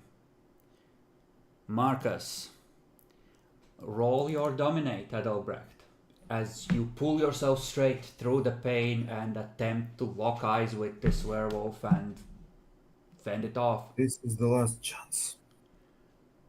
Alright. He turns and reluctantly starts running. How long he's going to be away for is debatable. Vampire mind control is a powerful tool for those that have it. Bertram seems unfazed. Roll 3 dice. Okay, we'll split this between the two of you. Each of you roll 3 dice at 4 for the ghouls successfully drawing knives. See if one of them manages to drop it or fumble it or... No, it worked for 1. Okay. And 2. And then we have Walter. Would you like to roll willpower to switch your target to the big werewolf? Yeah, suck him. Suck his blood. Well, I mean, whichever's closer, so yeah.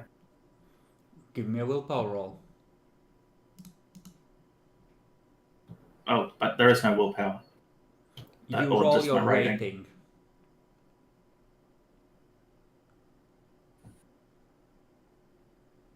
At difficulty 6. Yep. You fail. Bertram proceeds... Actually, I rolled it wrong last time, I think. Gulus Deletus. He casts Claw.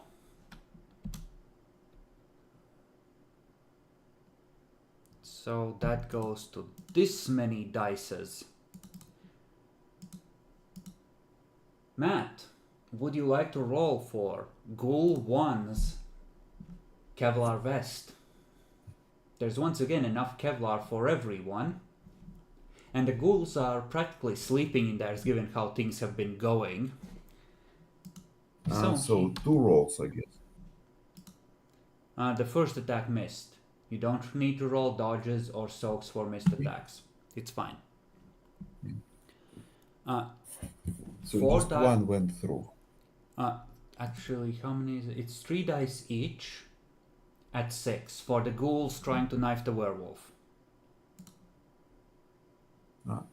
3 dice each at 6. Yep. So each First of you one rolls hit. for 1 ghoul.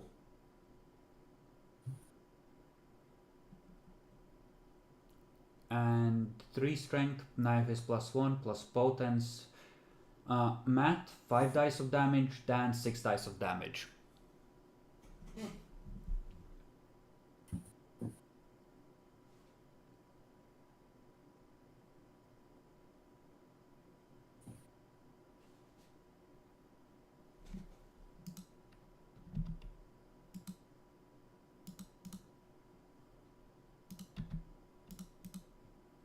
He is a holy warrior of Gaia, Dios Vult motherfucker. So, now his 2 other rage attacks kick in. Gulus Deletus. I'm gonna roll the attacks first. How many attacks this guy have? In this turn, a total of 4. He's a warrior werewolf. He gets a lot of rage. I could have spec'd him into rage harder. I didn't buy any extra for him. So he's not that strong compared to how he could be. Okay, +1 for claws, +4 for Krino's form on strength. So... No, that's wrong. It should be 9. Fuck me. So 3... and 7. So he's splitting these equally between the ghouls in theory. So both of you roll a soak.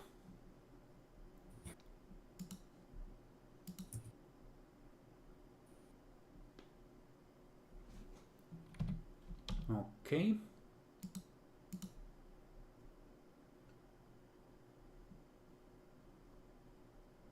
Three. The armor is destroyed, but it saves the ghoul's life as he's brought to 5 damage. Which brings us to the end of the third. Walter. 4 more turns before the guns start working.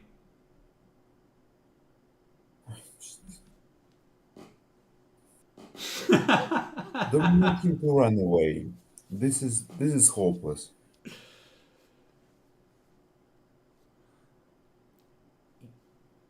How can we run if we have no legs? I mean, he has legs. No, us. We won't have the legs. We are still having legs. We do have legs. And we do have a person in a car for us, waiting. Yeah, now that you think about it, you hear hysterical screaming as the taxi driver is just clutching the wheel going, "Ah!" Eyes focused on the primordial horror of a werewolf in war form, ancestral memories fully taking over.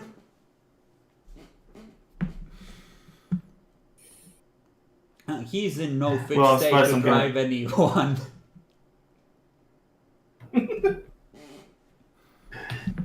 I'm probably going to go into dominate the hobo then, since I can't dominate the smart guy. I mean, whoever I dominated last. Wasn't it the smart guy? And the hobo ran away, the smart guy ran away, but more reluctantly, the soldier is still The remainder. Okay, Yeah, save the soldier. you want to dominate the soldier. Alright. Adelbrecht. I try to dominate soldier as well, but with -5 modifier Alright. because I'm out of willpower. In the distance, Marcus stops running and is gonna start running back. Conrad is still running and now fully out of sight. Bertram, seeing that you're both gonna try and mind control him, activates 2 points of rage. Main action, uncoil the Sun Whip. And the rage action, whip both of you once. For the glory of Gaia. What's the whole Gaia thing with them? It's like Well, they're not evil. They're not, technically. I mean, they are, but they're not necessarily evil. Like, they're fighting for the soul of the world. That's what werewolves do. They're holy crusaders and eco-warriors. You're the bad guys in this. You're the bad guys. You're just not realizing it. They have holy weapons blessed by the spirits themselves while you have filthy blood magic. How did you not catch on to this? Like, we don't have blood magic. Like, we specifically. Sure, no, you do. All thaumaturgy is blood magic. Yeah? It's powered by blood. Mortal sorcery is powered by willpower, not blood.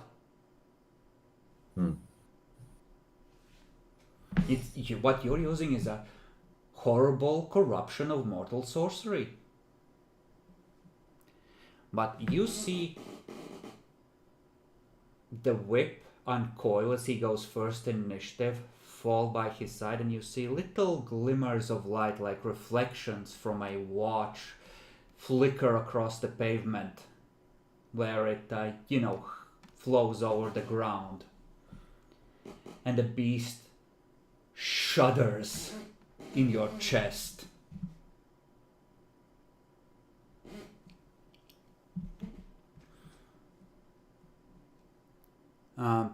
Marcus is running towards you.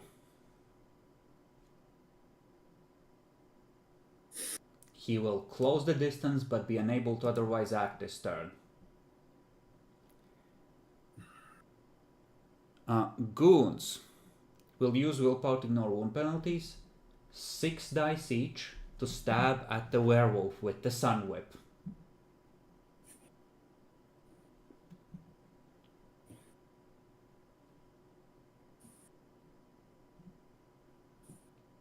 Four dice of strength plus 1 for it being a knife mat for damage. So 5.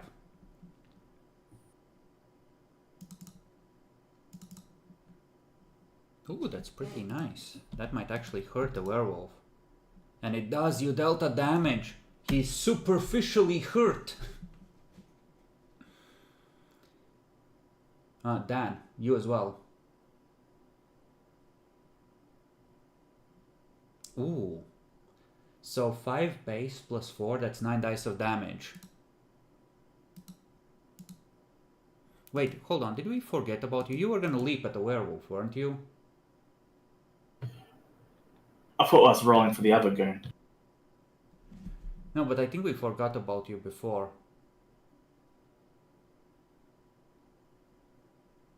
Go ahead and roll that. I said I was going to go dominate. But, yeah. Well, this round, but previous round. And rolling for the goon, 9 damage? Yeah, roll the damage first, sure. But I feel like we forgot, because you declared a celerity action and everything, we just sort of skipped past it. Oh, we did. Yeah, I was leaping. Okay, so go ahead, because that might change the werewolf's actions as well. So give me a dex brawl.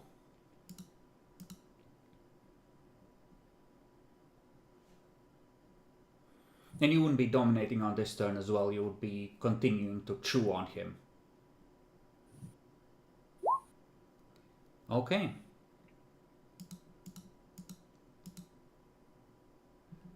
He would have to abort before you rolled it, so you grab hold. But he wouldn't be able to keep attacking the ghouls, so I'm gonna reset the damage on those. And he would be trying to... Okay, I think I know how this turns out. The werewolf still gets stabbed to shit. But he would switch his actions, because he wants to keep attacking the ghouls. So he would essentially be switching to try and break free. I will roll to see if he can manage the willpower roll, and then we're gonna do a contested strength roll, because there's a good chance that you are currently in a grapple face-to-face in a subservient position to a big werewolf that is hopefully not getting an erection.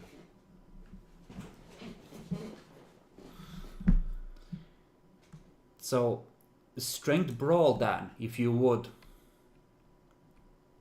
My god, the amount of dice this fucker has.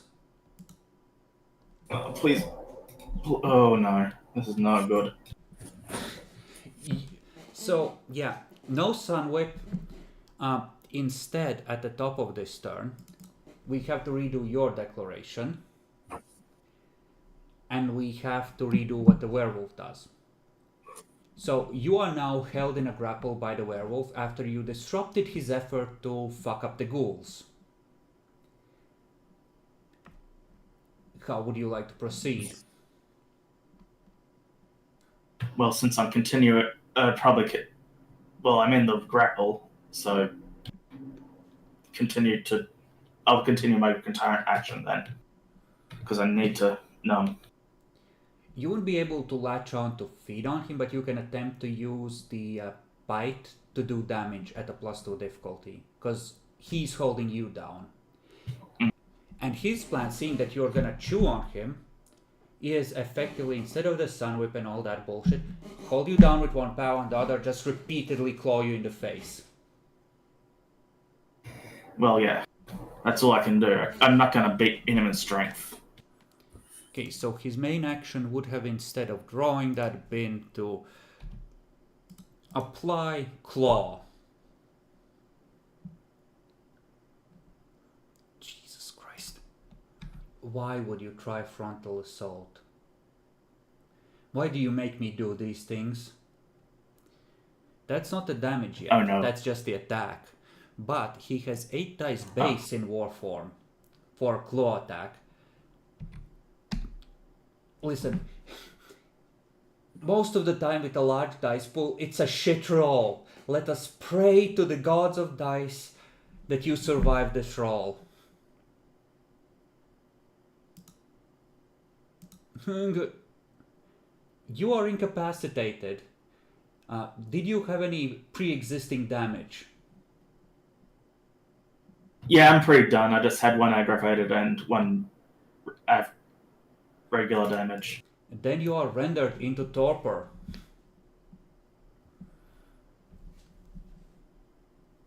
Okay.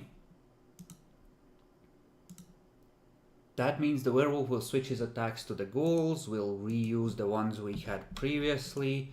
Werewolf is hurt, the ghouls are hurt, everything is proceeding. And you are gonna dominate, Adalbrecht. Yeah.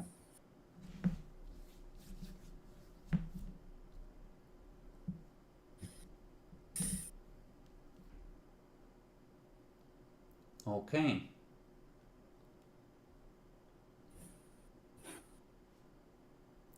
So,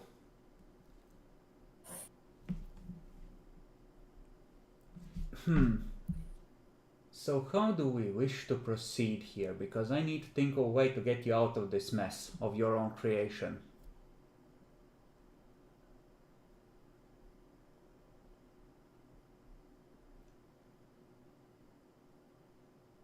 Well, we're at the end of the session.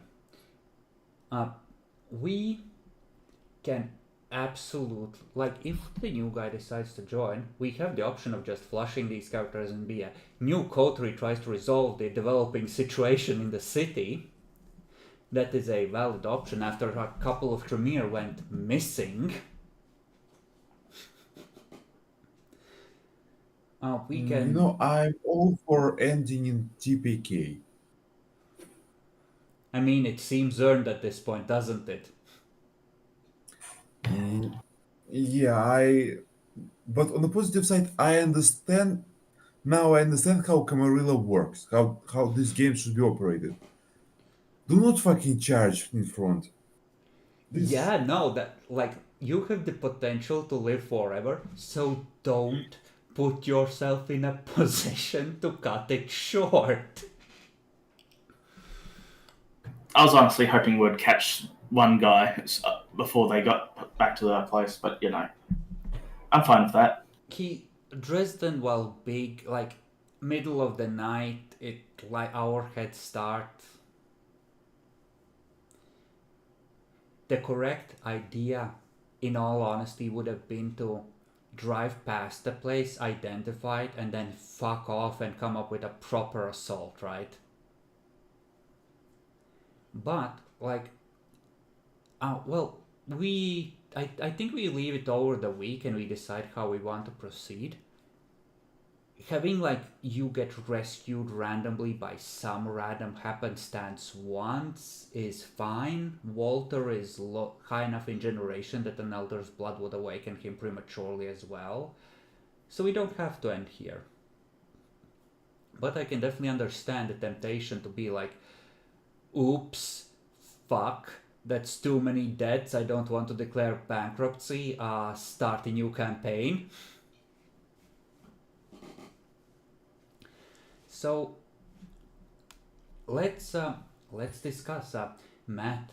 What are your feelings? What have you learned? Are you bummed that your character ran into a wall of fur and claws? First of all, I finally understood that World of Darkness is basically is a game on a very hard difficulty. It's about If you do surviving, everything, not destroying your competition. no, Yes, if you do everything in a ways that works for other role-playing games, it will not work here. So you need the perfect plan with the perfect execution, and only then it will work. it's a game that is very heavy on consequences. Yeah, it Um, it's built and to the be second deadly. thing is we are not necessarily powerful enough to beat whatever is trying to beat us up. Not without a plan, you're not.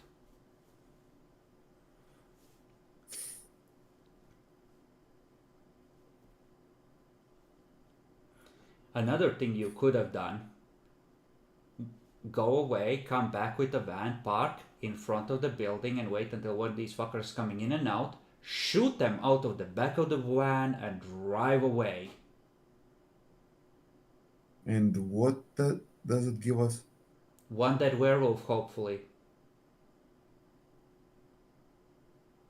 The goal isn't to have a glorious battle like in D&D. The goal is to kill the enemy without them ever being able to do anything about it.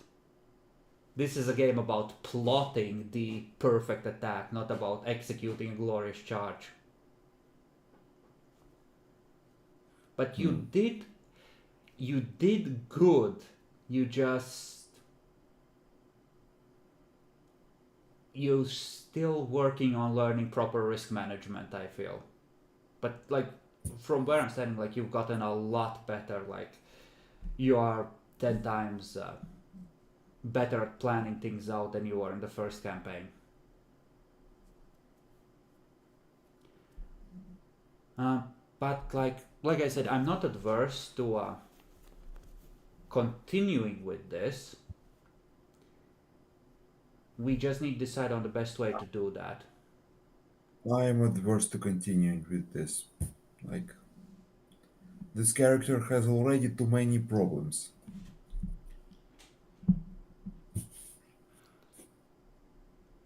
Okay, If we can then start, yeah, go ahead, Matt. Like yours. if we can start anew, I will be grateful.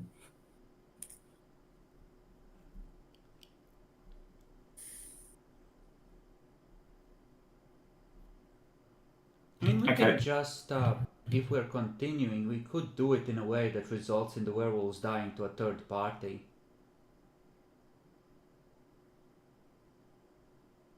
So you have one less problem.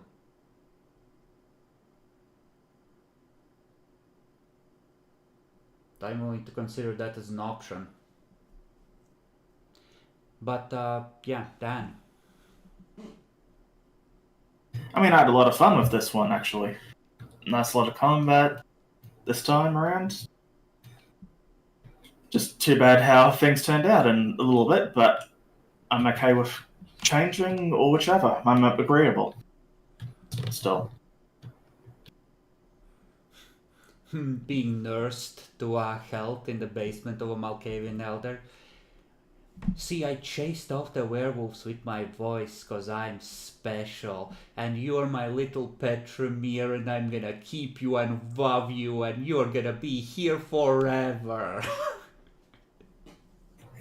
Haven't we been here before with that one? Oh right, I like this though.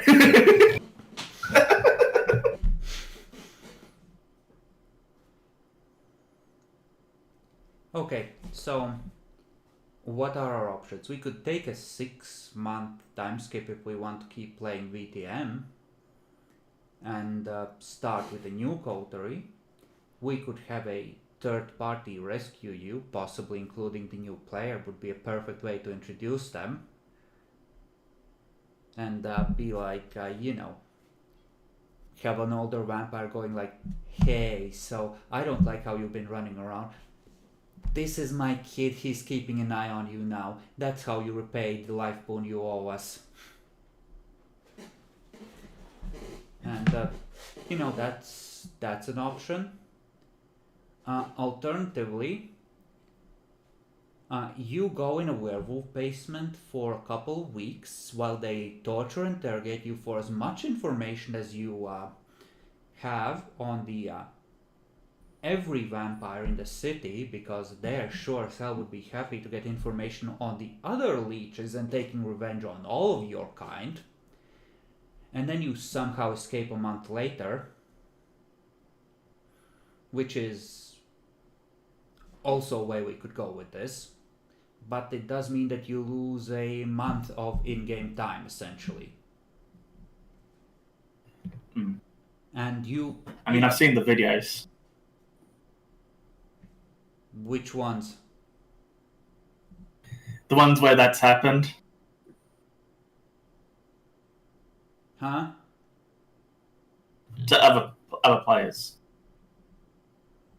I can't recall. I forget who got captured and put into a werewolf basement. I could have done this to someone before, that is true.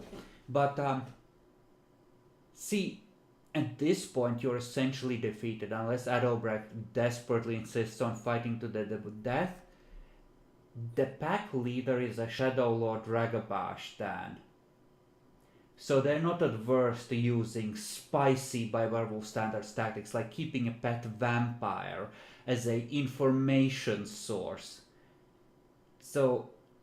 I didn't know this, but yeah. Like, they're not gonna necessarily kill you.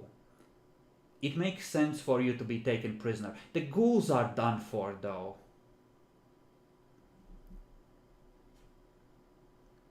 But, yeah. Effectively, they know that vampires are schemers, so they sent a pack with 2 Ragabash and a Glasswalker Arun. Ragabash are the trickster breed of werewolves. So they sent 2 scouts and a soldier to back them up.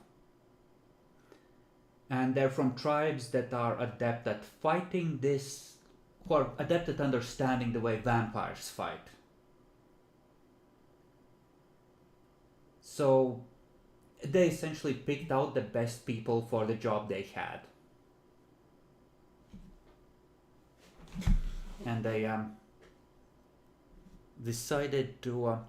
but hey, Matt, if we do a time skip, one of your major boons goes away. the werewolves know Bartold, and when the two were chasing you in the car, the third was chasing them using pulse of prey across the rooftop, so they know where Bartold's base is and where he sleeps. Bartold ain't making it through the week.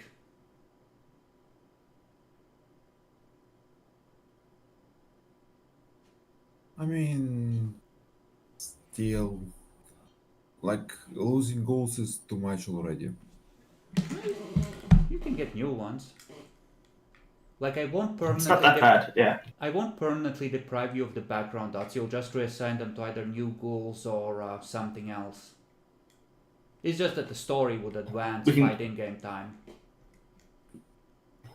And not to mention, we can just, have more responsible ghouls in a way. A better influence for the Charles Ghoul. If she's still around. The child ghoul would get disposed of by the regent as a liability once you don't return for a couple of nights. He's not gonna keep her around and feed her, I'm sorry. But the biggest, essentially your plan would lose some ground politically, because you would be around to push your regent's agenda, he would be on his own. Well, backed by, the Malkavian primogen you recruited, but, for whatever that's worth. Okay, so... I mean, she could get lucky. Personally, I think that adjusting the story to take some of the threats and just a month passing to have the aggro cool off would make things easier on you. And it helps manage consequences when you actually play out the consequence. On the other hand, I understand the temptation of simply restarting. So we are leaning towards a time skip either way is what I'm getting from this. Either a month or 6 months and a new party. That sounds about right. Okay, let's do it this way. If a new guy decides to join, then we'll do a 6 months time skip with a new party. If he doesn't, then we'll. Well, we should ask him what he prefers as well. Like, he could be part of maybe the we can rescue. ask him, but yeah, that's even better. Well, let's end the stream and see what he thinks. And if he even wants to join. After all, I just ran you ragged in for 4 hours of werewolf fun. That might be a bit much.